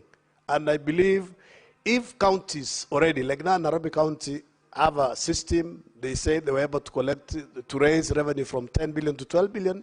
If it's a good system, they proceed with their own. I don't think anybody will be forced. And if it is free, why not?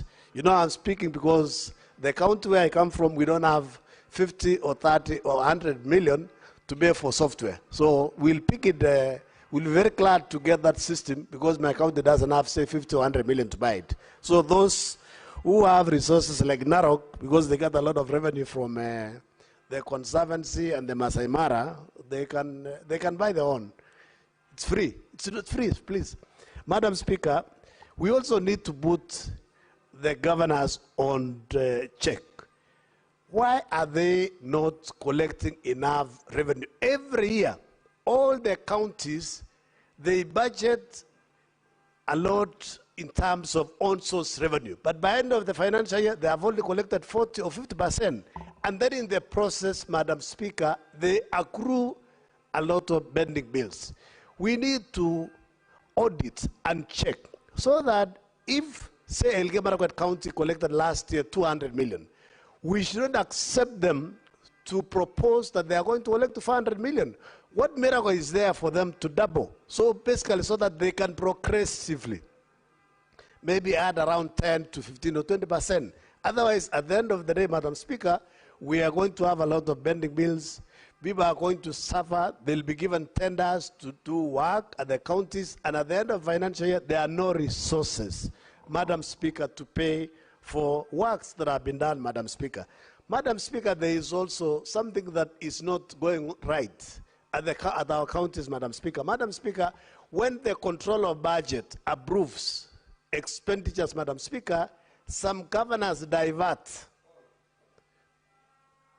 Senator for Narok is saying all governors divert. Instead of paying those that have been approved, they pay their friends.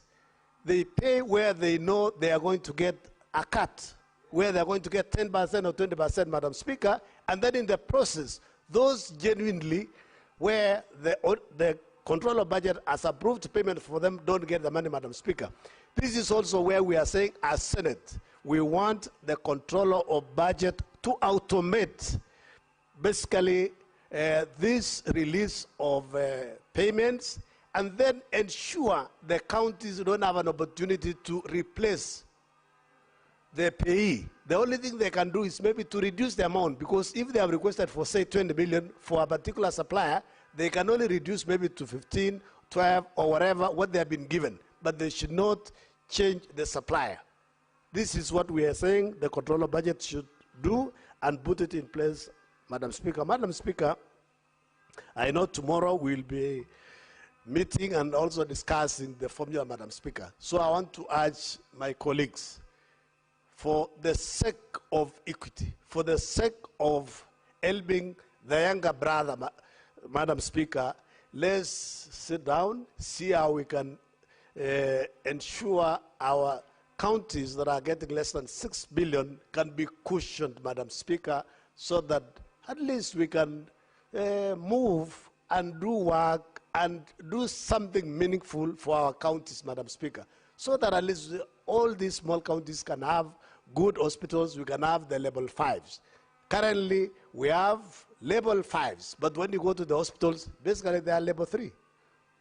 Madam Speaker, with all those many remarks, I don't support the bill. We sit down, let's not approve this bill so that we can go into mediation to get basically the 450 that our counties deserve. Thank you, Madam Speaker. Thank you, Senator Kisan. Senator Kajwang Moses Otieno.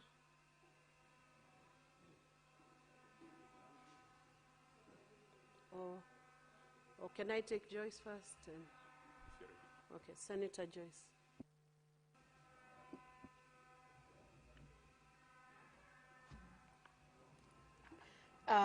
Thank you very much, Honorable Speaker.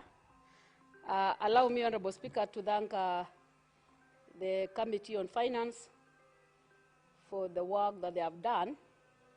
And Honorable Speaker, I must also commend them for giving room to a number of stakeholders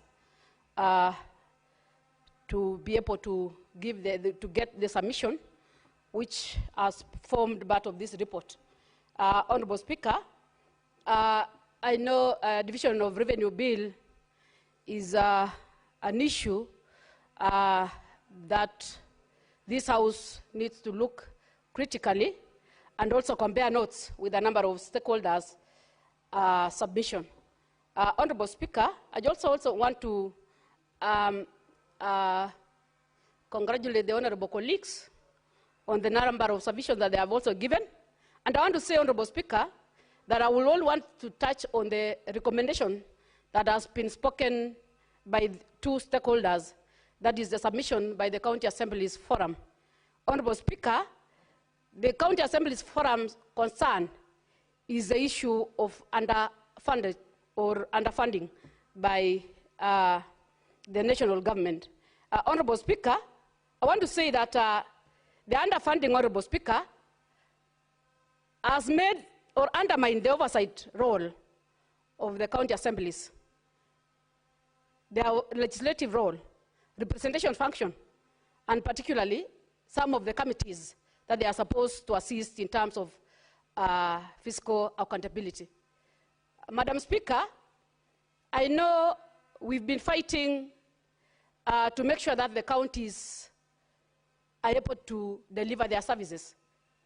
And Honorable Speaker, the BFM Act mandates the counties to use their resources prudently. But Honorable Speaker, the challenge that we have within the counties is the late remittance by the national government. This late remittance, Honorable Speaker, has made the counties to increase their debt. They have made them not to be able to deliver on their mandate. They have made them not to deliver the services on time, Honorable Speaker. So I want to say that despite the fact that we are fighting for these resources to go to the counties, still it's a constitutional mandate that we give the counties 15%. But as we speak right now, even the allocation that we've given them is still far below the requisite percentage, Madam Speaker. Honorable Speaker, if I can go to the recommendation by the Kenya Devolution Civil Society Organization, they have raised a concern where the amount that we are giving to the counties this financial year is far much below the percentage, the 15% that we are supposed to give to the counties. Meaning, Honorable Speaker, that a number of things that the county, a number of plans that the counties want to undertake will not be actualized. Remember, Honorable Speaker, we also have functions that have been given to the counties by the national government. The issues of the industrial parks, youth and women empowerment programs, and even the issues of housing. Honorable Speaker, these are some of the issues that I want to believe the counties needed to be given enough resources to be able to assist in terms of counterfunding projects that are supposed to be undertaken by the national government. So, Honorable Speaker, I just want to say that it will be prudent for this House to really work it out and maybe find a way of maybe getting the percentage that is supposed to be a bare minimum. I know we have the 15%, but because of the increasing demands of the county government, because of the functions that national government are devolving to the, or they want to co-join with the county government, I think we need to set a bare minimum whereby we will be able to allow them to be able to deliver, Madam Speaker. So, Madam Speaker, I would want to agree with the recommendation that has been made by the Committee on Finance. I know their hands are tied in terms of making this decision, even after getting the reports or the submission from the various stakeholders. They still have a challenge in terms of making sure that the percentage is arrived. And I want to say that if this House, I was once listening to Honorable Kachwang, and he made a lot of sense in some of his sentiments when he was talking about the devolution and the counties that we have. I still want to believe that as far much as we are supporting the counties, we still have to relook at it. We still have to rethink, because if you see the monies that are going for development, Madam Speaker, you can raise a lot of questions. If you can give a county to a tune of 13 million or 13 billion or 10 billion, and they can barely put in development, not even $1 billion shillings, a lot of monies are going to recurrent. There is a lot of duplications in the counties. I can tell you for sure that we need to look at this. There is more questions than answers. A lot is needed to be done in the county governments, but because of duplications, they cannot be able to do things the right way. Meaning, we need to relook at devolution. I don't dispute or I don't challenge that we have the 47 counties, but I still want to believe that if we can look at it critically, we can come out with a better solution where we can have more resources going to the ground. Because at the end of the day, it's not the number of representatives that we want to see. It's not a number of duplications that we want to see. We want to see the tangible projects that are able to assist our people. So those are some of the concerns that I'm raising. And I also felt that the Honorable Senator, he's been here and he's been working with the county governments. And I want to say that I saw a lot of sense, and I still feel that we need to rethink. I would challenge the Committee on Devolution to still look at this critically and really tell whether this is the direction that we need to take as a country. If the percentage that we are taking to development is so minimal compared to what we've devolved, it raises a lot of concerns. So I don't want to labor much. I just want to say, Madam Speaker, I would want to support the Committee on Finance, and I would urge this House to still look at the issues of the counties and make sure that they give counties enough resources to be able to discharge their services. I beg to submit, Chair. Thank you. Thank you, Senator Joyce. Senator Kajwang Moses. Madam Speaker, I thank you for giving me an opportunity to comment on the Division of Revenue Bill 2025, which is one of the most important functions of the Senate and a senator, because it is during this kind of debate that we determine what goes to county governments. Many people sometimes ask, what do these senators do when they're in Nairobi? This is it. We are deciding what is going to county governments. When governors are giving out bursaries, launching roads, and doing all the employment that they're doing it courtesy of the Senate, which has approved certain estimates to go to the counties.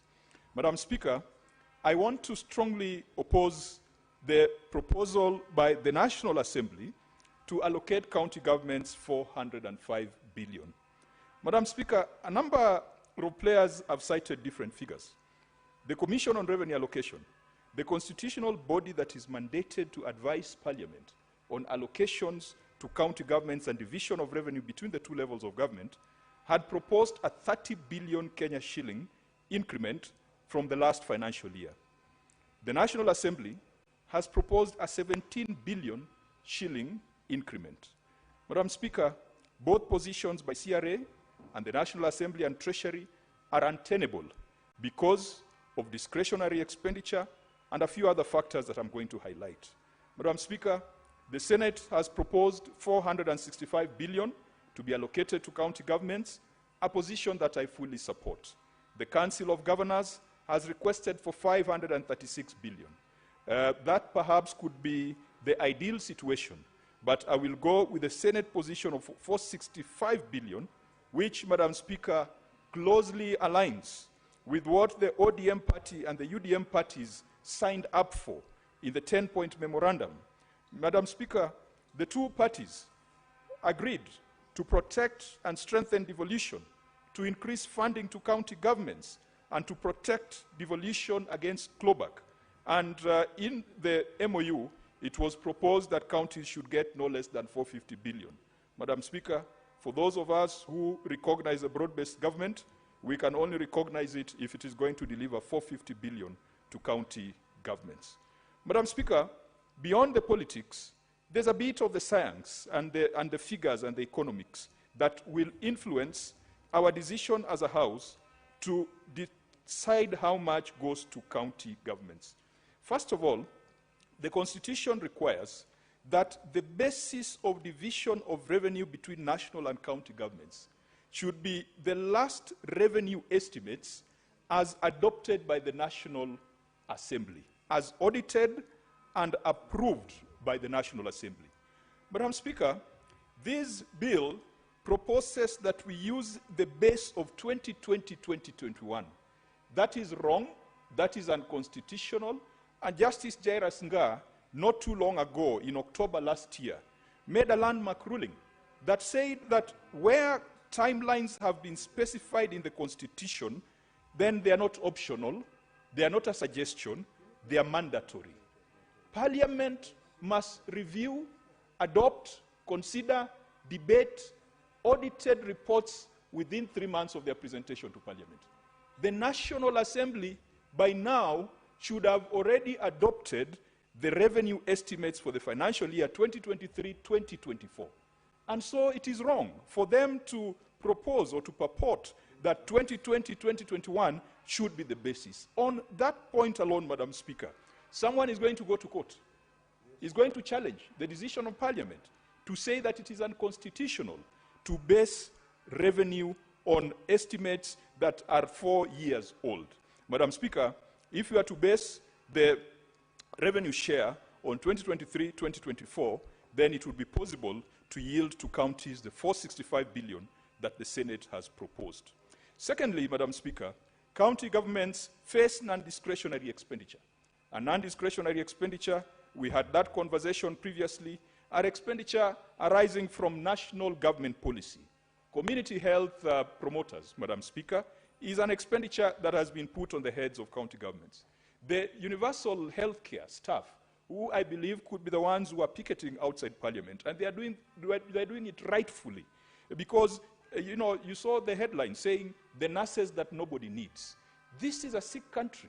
You cannot have a situation where you have nurses that are not needed. We can't have a situation where we train and educate our nurses only to export them to Qatar, to export them to UAE, and yet our people are still sick. Madam Speaker, we must ensure that the UHC workers are engaged in proper and decent terms of service, so that instead of them spending time in the corridors and the streets of Nairobi picketing, they should be out there dispensing and delivering health service, care, and attention to the sick people of this nation, and making sure that the Social Health Authority and the Social Health Insurance Fund and all those programs of the national government are successful. That can only be done if county governments are financed sufficiently. The UHC workers, their concern is when you send them to county governments, you're going to end up with 47 different employers who have 47 different moods and who have 47 different management styles. They want certainty. They want to be put on a scheme of service that is predictable. Madam Speaker, this is where we must call back the CS for Health to tell us how the Human Resource Advisory Council under the Ministry of Health, what it is doing to ensure that there is consistency, that there is transparency, and there is synergy in the employment of health workers at national and county governments. Health workers have cried for a National Health Commission, and President Ruto had assured us that the unveiling of the Human Resource Advisory Council under the Ministry of Health would be one step towards ensuring that our health workers were treated well. But with the picketing on the streets, it means that this is another spectacular failure of this regime, which we must correct for this broad-based arrangement to go forward. Madam Speaker, county governments deserve 465 billion because the functions that have been allocated to them have been kept in Nairobi. The road function. Madam Speaker, many of us, we go to Mombasa whenever we are going for conferences, and many of us are familiar with Nyali. There is a particular road which you cannot miss passing through. That is Links Road. Whenever a little rain falls, Madam Speaker, there's a part which is always flooded, and it is so bad that vehicles can be submerged in it. That road is a responsibility of the Kenya Urban Roads Authority. The governor of Mombasa is helpless. The governor of Mombasa gets stuck in the same floods. The same story applies in Nairobi City County. You have roads that are flooding, you've got pavements that are muddy, you've got pavements with trenches which are a threat to the lives and safety of Nairobians, and yet the governor cannot touch them. We must bring those functions back to the county. We must bring the roads function. We must destroy and demolish this thing called KERA. If it's going to remain in existence, let it be a parastatal or an entity that is run and controlled by county governments, and that money should form part of this division of revenue. We must get away, we must do away with KURA, urban roads, and perhaps the only urban roads KURA could deal with, they need to be defined. But there is no business KURA has doing a road, bank road somewhere in Homa Bay, and when there is a problem, they are nowhere to be seen, and then the governor takes the blame. We must bring health, transfer it to counties, and fund it appropriately. Water, Madam Speaker, agriculture, housing, trade, markets. If we were faithful to the Constitution and fully devolve these functions, then counties deserve not just 465 billion, but the 536.8 billion that the Council of Governors have been asking for. Madam Speaker, even when we advocate for more funds to go to counties, we must call out some bad behaviors that we have seen in counties. Just this week, Madam Speaker, a county appeared before the Public Accounts Committee, a fairly small county by population. It has 10 elected MCAs. And because it has 10 elected MCAs, the law has capped the number of CECs to 6. So when you add the county secretary, the county attorney, the deputy governor, and the governor, that's when you get to 10. So the law has capped the number of CECs in the spirit that the county is fairly small, that 6 CECs can run it. But what does the governor do? The governor engages 36 advisors, advisors on all sorts of things under the sun. There is an advisor on the Equalization Fund, there is an advisor on cohesion, there is an advisor on things that you would expect the governor to have had knowledge of before he got into office. To make matters worse, Madam Speaker, a county with 6 CECs has got 31 chief officers. On average, every CEC has got 5 accounting officers under them. That was not the intention of devolution. Devolution was not supposed to fund bureaucracy. Devolution was supposed to fund development.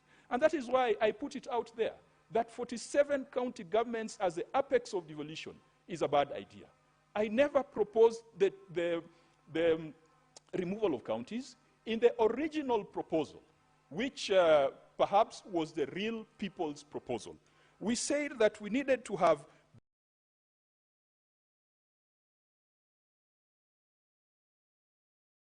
bigger regional tiers where planning, coordination, legislation could be exercised, but implementation of development could be done at the county and ward and village level.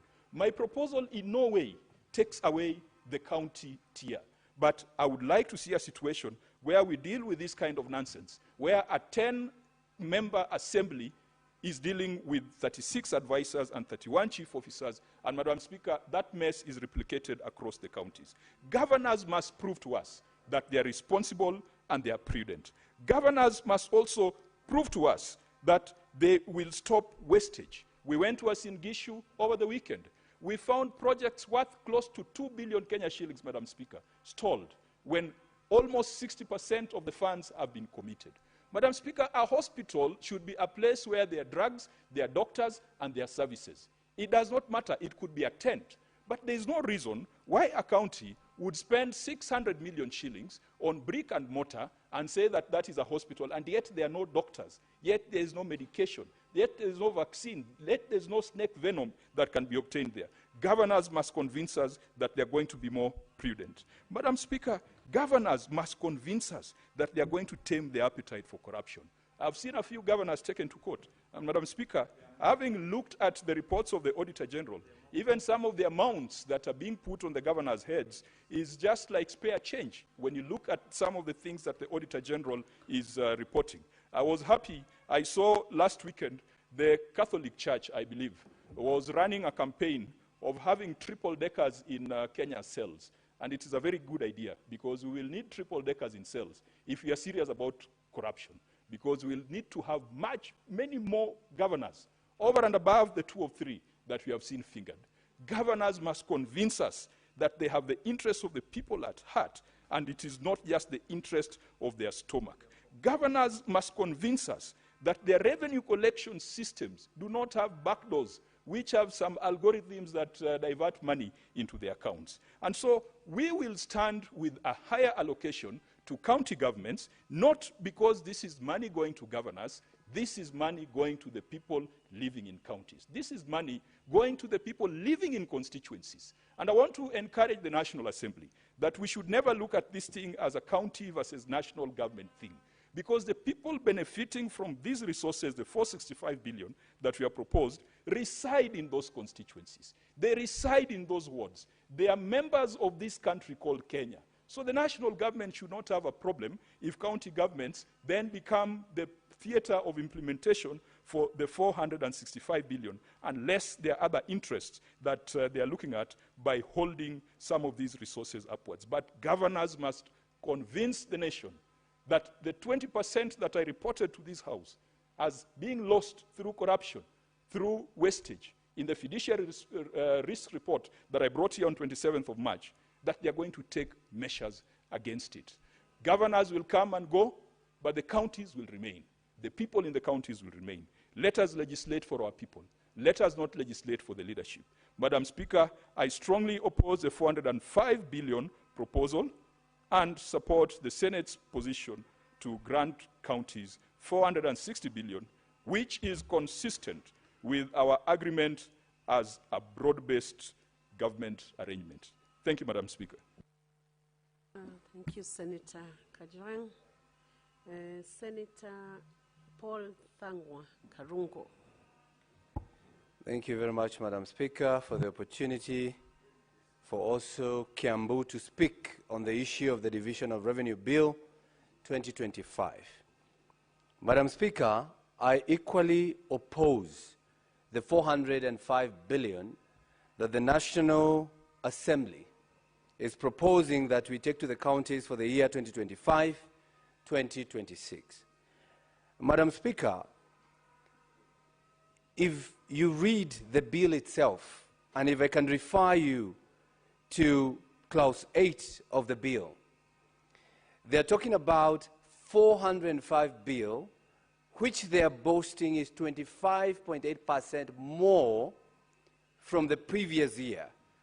But they are basing it on the last audited and approved actual revenue raised nationally for the year 2020-2021, Madam Speaker. We're in the year 2025, but they are basing this allocation to the year before even the current governor got into government, Madam Speaker. So that tells you, and they have raised taxes. They have collected more money, Madam Speaker, yet they are basing their allocation based on the year 2021 before the Kenya Kwanza administration took over, Madam Speaker. So you can see they have a sinister motion within the whole process, Madam Speaker. Madam Speaker, we have talked about raising this money to over 460 billion. You know, I'm a math guy, I'm a math person, and I can help them to do the math, where this money is going to come from, Madam Speaker, so that they can give counties 460 billion for the year 2025-2026. One, Madam Speaker, there is this allocation of county aggregation and industrial parks, Madam Speaker, where the national government holds about 250 million per county, Madam Speaker. If you do the math, that is 11.7 billion. So you add it to 405 billion. Madam Speaker, there's a lot of money for bursaries that the national government receives from the counties. They give the counties, then the counties give back through bursaries to national government institutions. So the national government is actually taking the same amount of money through back doors. But if you put this money so that the county can be cushioned from the monies that they're giving as bursary, Madam Speaker, you will see 500 million per county. That's about 23.5 billion, Madam Speaker. And the last one, the national government is encroaching on county functions. One of them, markets, Madam Speaker. Every constituency is receiving 50 million Kenyan shillings for building of markets, Madam Speaker. If you multiply 50 by 290, Madam Speaker, you will get 14.5 billion. So if you take this money for markets, the national government is holding 14.5 billion. You take the 11.7 billion the national government is taking for industrial parks, and then you take the 23.5 billion, the money the county government is giving to the national government as bursary, you get 49.7 billion. So add 49.7 billion to the proposed 405 billion, and you'll get 554 billion. So at least I've helped them to see where they will get the money. So we are only short 6 billion. And if there was time, Madam Speaker, I will give you enough information. But Madam Speaker, we need to ask ourselves a question as a Senate, that we are letting the national government encroach on county functions, like the markets, Madam Speaker. Like today, my people of Gatondo North, in Kamwangi Market, they are crying today, Madam Speaker. Reason, the national government, overnight, they demolished a market that was built by the county, which is functional, which the people are okay with it, so that they can build another market, Madam Speaker. What is the rationale that the national government is bringing down a whole market, that the people have said, we do not want a new market, we are okay with what we have?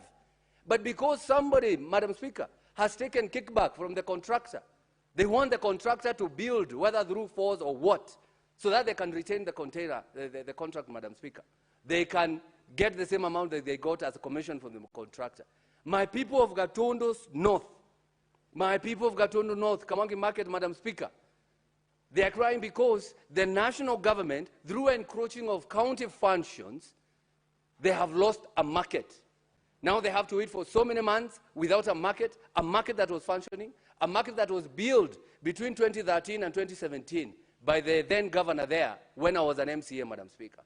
So I would want to tell the national government. Senator Joyce, what's your point of order?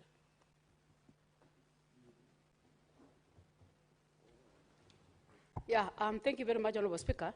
Is it in order for the Honourable Member to mislead this House without the facts, Honourable Speaker? Because I would want to believe there is an intergovernmental act that is giving room to the national government and the county government on a number of projects that they are undertaking. And there is no government. Senator Joyce, yeah. under what standing order are you bringing 105. this point of order? 105. Okay, proceed. Yeah? Can you substantiate and get us the facts? What is this substantiating? The issue of the national government demolishing a market without following the legal procedures that are laid. We have the Intergovernmental Act that is giving room national government to undertake their functions within the county government. Can you substantiate that?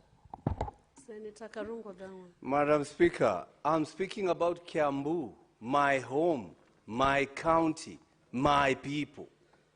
Madam Speaker, it's only yesterday the people of Gatundu North, the people of Kamwangi, met with their MP and in unison said that they do not want a different market. They are okay with whatever they have. And they agreed they are using the spaces. It is not raining. It was built in 2013, 2017, and it is working, Madam Speaker. But the Member of Parliament, Madam Speaker. Senator Karungo, what Senator Joyce wants you to substantiate is whether the national government has demolished a market. This is what I'm going to substantiate, Madam Speaker. I was taking you there, Madam Speaker. After the public participation yesterday, the people said they're okay with the market. They don't want a new market. But because the national government want to encroach into the county government, they demolished the market last night, a functional market, so that they can build a new one, so that they can get an opportunity to steal from Wanjiku, so that the MP and the people can continue getting their 10% commission from the contractor, Madam Speaker. It is very painful. They lost their product. Senator Karungo, when Senate resumes, you will continue to substantiate and offer the evidence needed on that issue that is raised by Senator Joyce, and you will equally have a balance of 12 minutes to continue debating on Division of Revenue Bill. Honorable Senators, it is now 1 p.m., time to adjourn the Senate. The Senate therefore stands adjourned until later today, Wednesday, 21st May, 2025 at 2:30 p.m.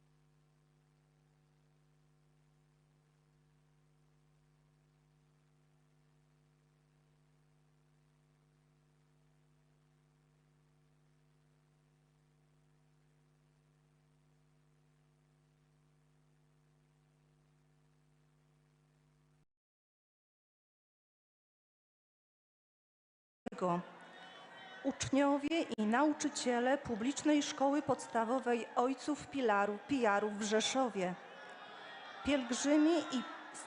pielgrzymi z parafii pod wezwaniem podwyższenia Krzyża Świętego i Matki Bożej Częstochowskiej w Pszczynie, grupa dzieci i młodzieży z parafii Niepokalanego Poczęcia Najświętszej Maryi Panny w Spytkowicach koło Nowego Targu, pielgrzymi z parafii pod wezwaniem Świętego Jerzego w Kub z diecezji opolskiej, pielgrzymi z parafii Świętego Brata Alberta w Lublinie, grupa polonijna z parafii pod wezwaniem Świętego Maksymiliana Kolbego w Mississauga w Kanadzie, grupa modlitewna Nasze Pielgrzymowanie wraz z misjonarzami Krwi Chrystusa ze Swarzewa i Pucka z archidiecezji gdańskiej.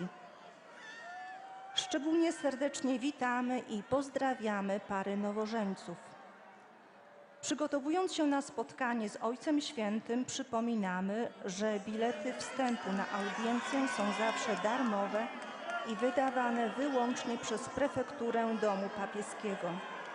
Ponadto informujemy, że po zakończeniu audiencji dla chętnych będzie możliwość uczestniczenia we mszy świętej dla pielgrzymów odprawianej w Bazylice Świętego Piotra o godzinie 12. Jego Świątobliwość znakiem krzyża i pozdrowieniem liturgicznym rozpocznie wkrótce audiencję. Przygotujmy się do przyjęcia Jego słowa i otrzymania błogosławieństwa. Dziękuję.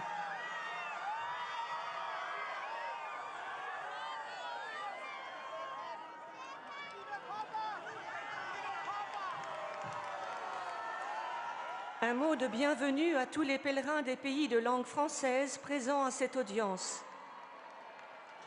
Outre les personnes et les familles venues individuellement, sont aujourd'hui présents, venus de France, un groupe de pèlerins du doyenné de Briançon, des membres de la communauté chrétienne de Valpré, un groupe de pèlerins de La Réunion, des membres de la famille missionnaire de Marie, les élèves du lycée Saint-Genès-La Salle de Saint-Genès, des fidèles des paroisses de Saint-Raphaël, les élèves du lycée de l'Immaculée Conception de Laval. Tandis que nous nous disposons à accueillir le Saint-Père, il est rappelé que les billets pour participer aux audiences générales sont toujours gratuits et proviennent exclusivement de la préfecture de la maison pontificale. Nous vous informons également qu'à la fin de l'audience, pour ceux qui le voudraient, il est possible de participer à la messe des pèlerins, célébrée à midi dans la basilique Saint-Pierre.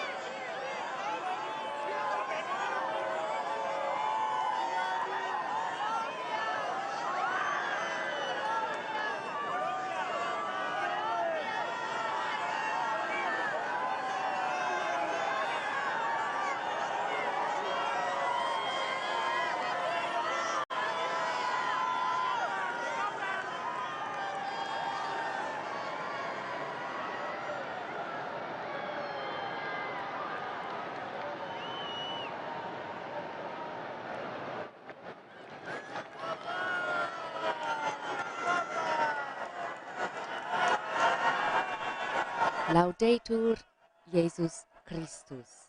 Praised be Jesus Christ.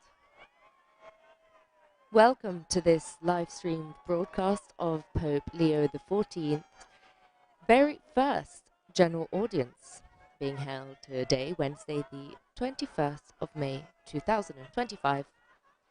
And the audience is taking place in St. Peter's Square.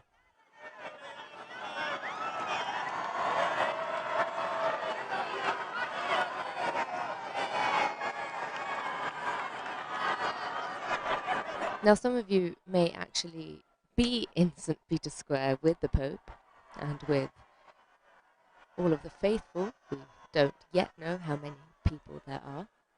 And you may be following on the Vatican News app. And some of you may be following from home, from the Vatican News website, or from our Facebook page or our YouTube. Regardless, welcome to you all. And then, of course, many of you are watching and listening through our partner stations. So hello to all of you connecting through EWTN Television, Catholic Faith Network in America, Shalom World Television, at Madarshan Television, and Catholic Television. And, of course, hello to all of you listening to the radio. You may be on your way to work, on your way home, and in particular, welcome to you if you are tuning into Luminous Radio India, Radio Maria England, and Radio Maria Papua New Guinea. And last but absolutely not least, a very warm welcome goes to all of you who are joining through our dedicated American Sign Language broadcast.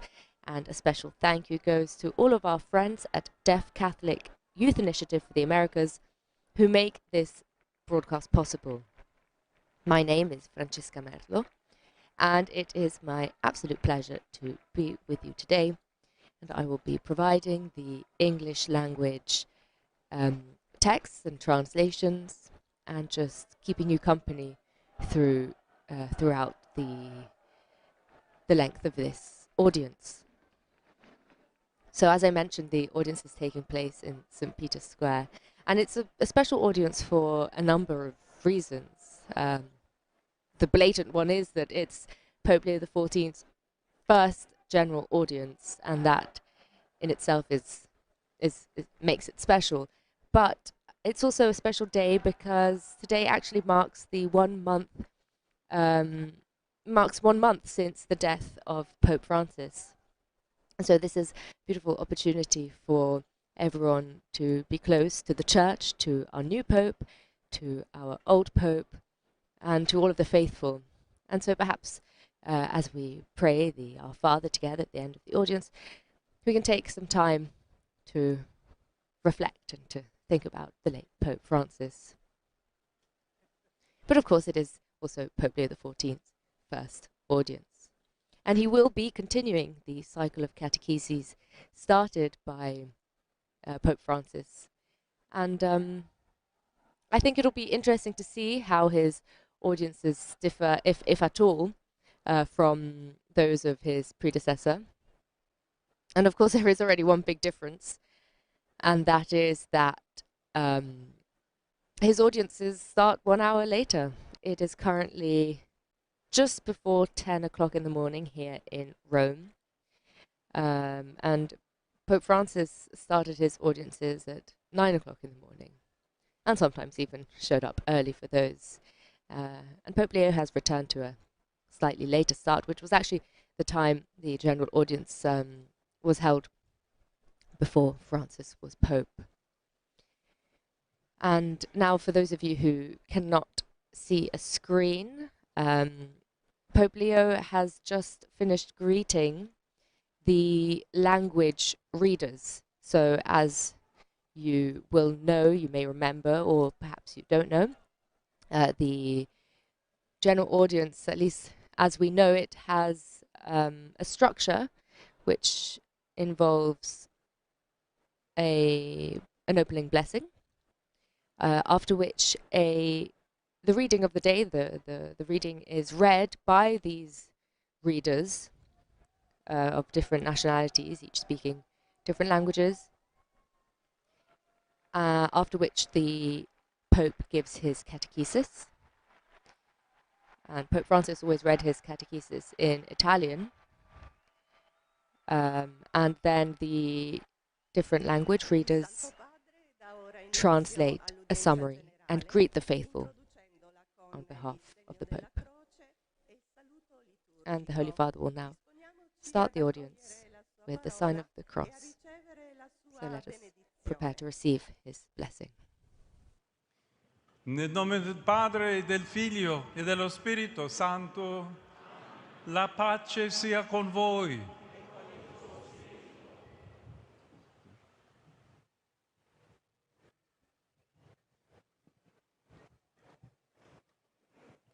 Dal Vangelo secondo Luca.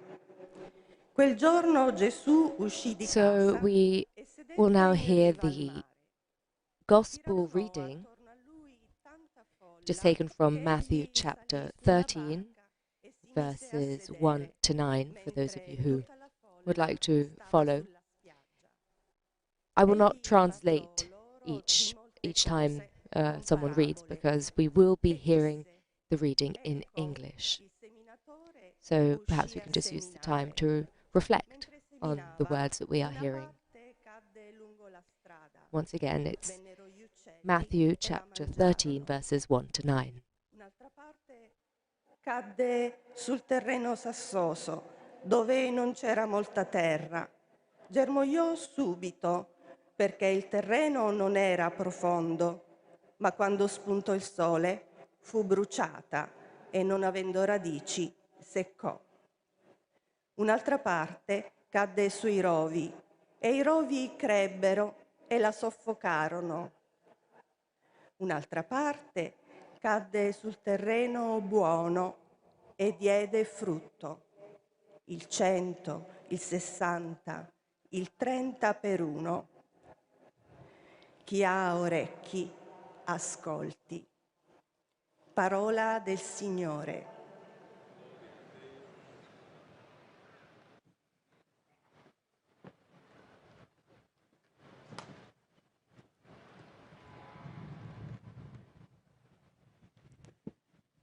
De l'Évangile selon saint Matthieu. Ce jour-là, Jésus était sorti de la maison et il était assis au bord de la mer. Auprès de lui se rassemblèrent des foules. For those of you just joining us, we are listening to the Gospel reading, currently in French, and it is taken today from Matthew chapter 13, verses 1 to 9. And we will shortly also be hearing the same reading read in English. D'autres sont tombés sur le sol pierreux où il n'avait pas beaucoup de terre. Ils ont levé aussitôt parce que la terre était peu profonde. Le soleil s'étant levé, ils ont brûlé et faute de racines, ils ont séché. D'autres sont tombés dans les ronces. Les ronces ont poussé et les ont étouffés. D'autres sont tombés dans la bonne terre et ils ont donné du fruit à raison de 100 ou 60 ou 30 pour un. Celui qui a des oreilles, qu'il entende. Parole du Seigneur.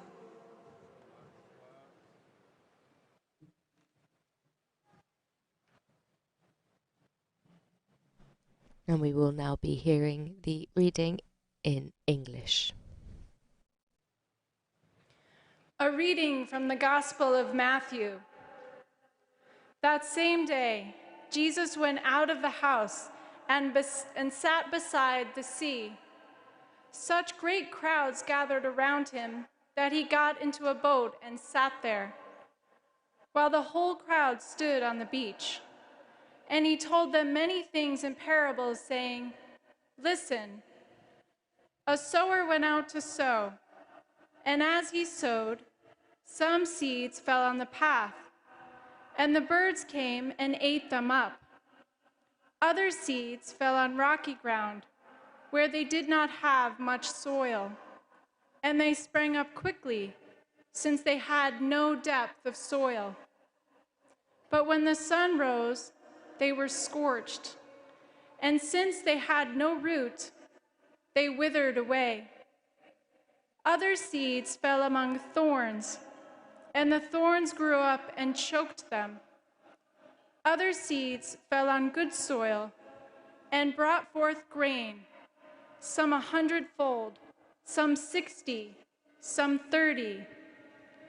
Let anyone with ears listen. The word of the Lord.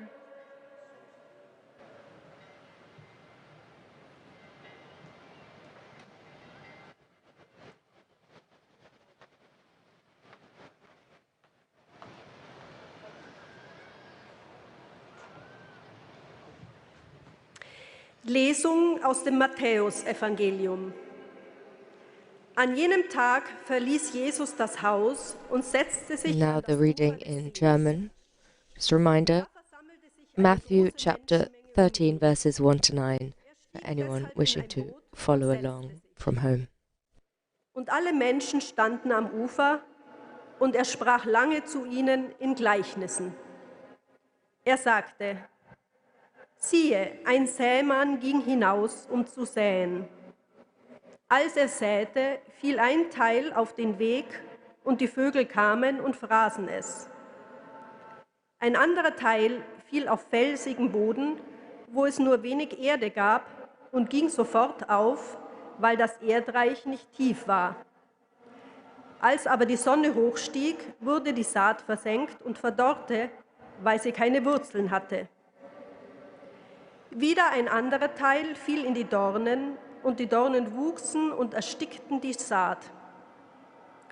Ein anderer Teil aber fiel auf guten Boden und brachte Frucht, teils 100-fach, teils 60-fach, teils 30-fach. Wer Ohren hat, der höre. Wort des lebendigen Gottes.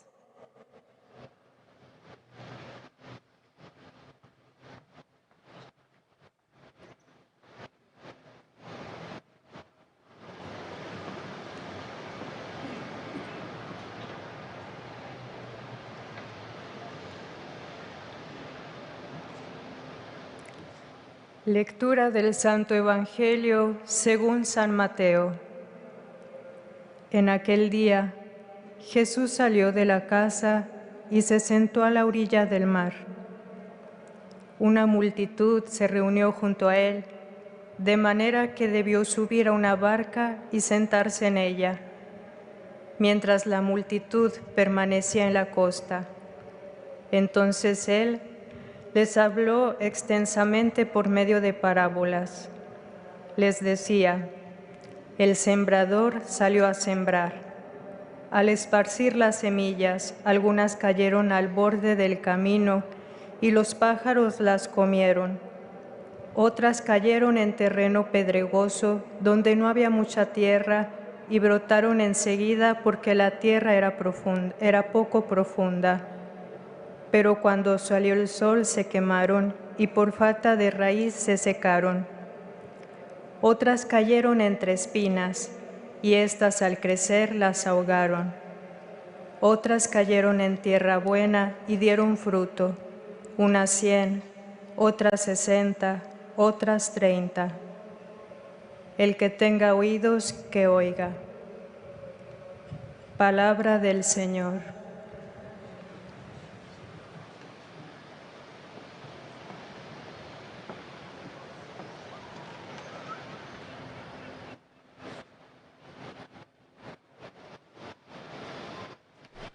We just heard the reading in Spanish, and now we will hear it in Chinese. And this was the last language that was added to the list of languages at the general audience by Pope Francis. 耶稣从家里出来，坐在海边上，有许多群众集合到他跟前，他只得上船坐下，群众都站在岸上。 他就用比喻给他们讲论了许多事，说：“看，有个撒种的出去撒种，他撒种的时候，有的落在路旁，飞鸟来把它吃了；有的落在石头地里，那里没有多少土壤，因为所有的土壤不深，即刻发了芽。但太阳一出来就被晒焦，又因为没有根就枯干了。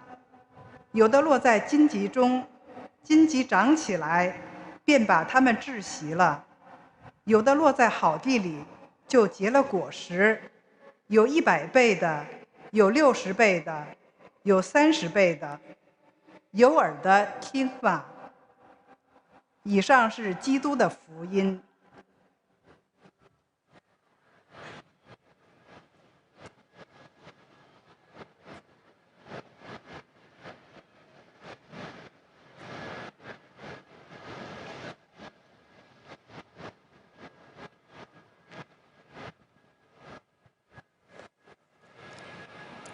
Leitura do Evangelho de São Mateus.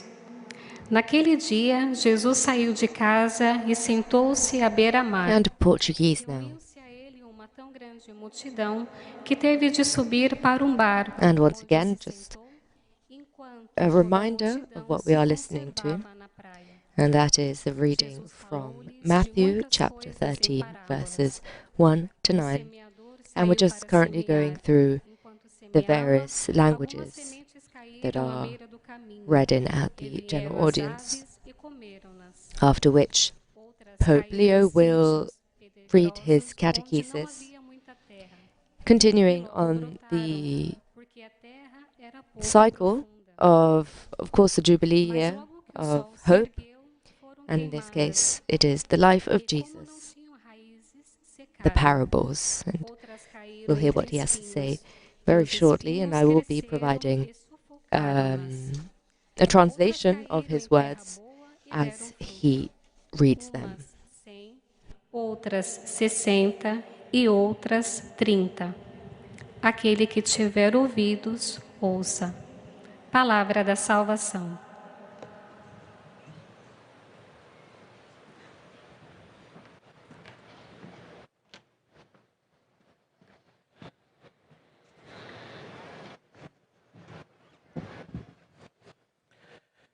من إنجيل ربنا يسوع المسيح للقديس متى.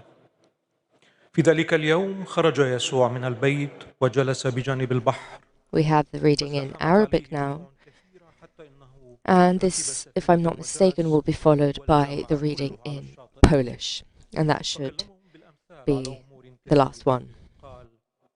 هو ذا الزارع قد خرج ليزرع، وبينما هو يزرع وقع بعض الحب على جانب الطريق، فجاءت الطيور فأكلته، ووقع بعضه الآخر على أرض حجرة لم يكن له فيها تراب كثير، فنبت من وقته لأن ترابه لم يكن عميقا. فلما أشرقت الشمس احترق ولم يكن له أصل فيبس، ووقع بعضه الآخر على الشوك فارتفع الشوك فخنقه، ووقع بعضه الآخر على الأرض الطيبة فأثمر، بعضه 100 وبعضه 60 وبعضه 30. فمن كان له أذنان فليسمع. كلام الرب.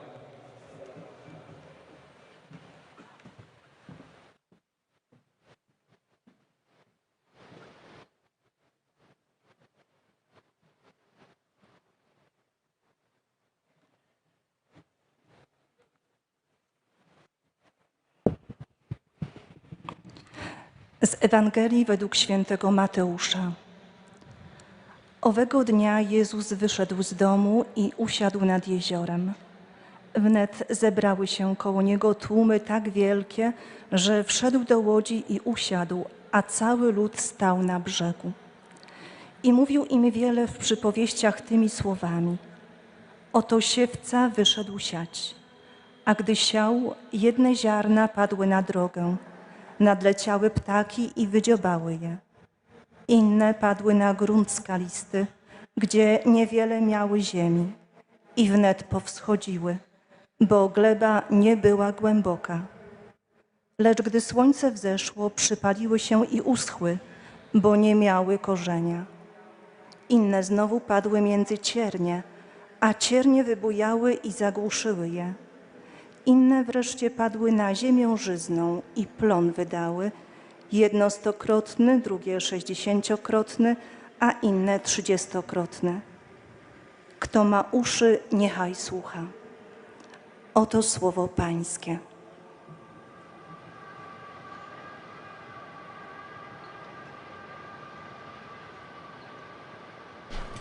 And with that Polish reading of the Gospel, we heard the last of the readings, and we should now be hearing the Pope's catechesis. I will be translating as he speaks. Dear brothers and sisters, I am pleased to welcome you in my first general audience. Riprendo oggi il ciclo di catechesi giubilari sul tema Gesù I will Cristo, resume today the nostra cycle speranza, of Jubilee iniziate da catecheses Papa on the Francesco. theme Jesus Christ our hope, Continuiamo oggi a which were meditare started sulle by parabole di Pope Gesù, Francis. che ci aiutano a ritrovare la speranza, perché ci mostrano Let us continue today to meditate on the parable of Jesus, oggi vorrei the fermarmi parables su of una Jesus, parabola un which po' help us to particolare, regain hope, perché si because they show us tratta di how una God specie works in di history. introduzione Today I a would tutte like to le dwell on a parabole. parable which is somewhat Mi peculiar, riferisco a quella because del it is a sort of seminatore. introduction to all the In parables. un certo senso, I in am questo referring racconto to that of the possiamo sower. riconoscere il modo di In a comunicare di certain Gesù, sense, in che ha this tanto account, da we can insegnarci recognize per Jesus' way l'annuncio of del communicating, Vangelo oggi. which has a great deal to teach us for proclaiming Ogni the gospel parabola today. racconta una storia che è presa dalla vita di tutti i giorni, eppure vuole dirci Every parable tells qualcosa a in più, story that is taken from ci everyday rimanda life, a un yet wants to significato tell us più something more, profondo. to refer us to a deeper La meaning. parabola fa nascere in noi delle domande, ci The invita parable a raises non questions in fermarci us. all'apparenza, It invites us not to stop at davanti alla appearances. storia che viene raccontata o Before the story all'immagine that is che mi told, viene or the consegnata, image that is presented to posso me, chiedermi I can ask dove myself, sono io in questa where storia? am I in this story? Cosa dice questa immagine alla What mia does this vita? image say to my life? Il termine parabola In viene fact, infatti dal verbo greco the term parable parabalein, che comes vuol from dire the Greek verb gettare innanzi. parabalein, which La means parabola mi to getta throw in davanti front una of. parola che mi provoca The e parable spinge throws a before me a interrogarmi. word that provokes me and La prompts me to parabola del question seminatore myself. parla proprio della dinamica della parola di Dio e degli effetti che essa produce. The parable of the sower Infatti, talks precisely ogni about the parola del dynamic of Vangelo the Word è of come God un seme and the che effects viene it gettato produces. nel terreno della nostra Indeed, vita. every word of the gospel Molte is like a volte seed that is Gesù thrown on the utilizza ground of our l'immagine life. del seme con diversi significati. Jesus uses the image of Nel the seed many capitolo times 13 with del different Vangelo meanings. di Matteo, la In parabola chapter del 13 of the seminatore Gospel of introduce Matthew, una serie the di parable altre of the sower piccole parabole, introduces a series of alcune delle other short quali parlano parables, proprio di some ciò of che which avviene talk nel terreno. precisely about what is Il happening grano e on la the terrain, zizzania, il granellino di senape, the il wheat and the tesoro weeds, nascosto nel the campo. mustard seed, the treasure hidden Cos'è in the field. dunque questo terreno? What È then il is nostro this cuore, soil, this terrain? ma è anche il mondo, la It is our comunità, heart, la Chiesa. but it is also the La world, parola the di Dio, community, the infatti, church. feconda e The Word of provoca God, in ogni fact, realtà. makes fruitful and provokes All'inizio every vediamo reality. Gesù che esce di casa e intorno a lui si raduna una grande folla. At the beginning, we La see sua parola Jesus who leaves the affascina house and gathers a great crowd around him. incuriosisce. Tra la His gente word ci sono fascinates and ovviamente intrigues. tante situazioni Among the people, differenti. there are obviously La many parola di different Gesù è situations. per tutti, The word of ma Jesus opera is in for ciascuno everyone, in modo but it diverso. works in each person in Questo a different contesto way. ci permette di capire This meglio context il senso allows us to della understand parabola. better the meaning of the parable. Un seminatore, alquanto originale, esce a seminare, ma non si A preoccupa rather di unusual dove sower cade il goes out to seme. sow, but does not Getta i care where the semi seed anche là dove falls. è improbabile He che throws the portino frutto, seeds even where sulla it is unlikely strada, they will bear tra i fruit, sassi, on the e in mezzo path, ai on the rospi. rocks, among the thorns. This attitude surprises the listener and induces him to ask, how come? Noi siamo abituati a calcolare le cose. We are used to calculating things, and at times it is necessary. But this cannot be a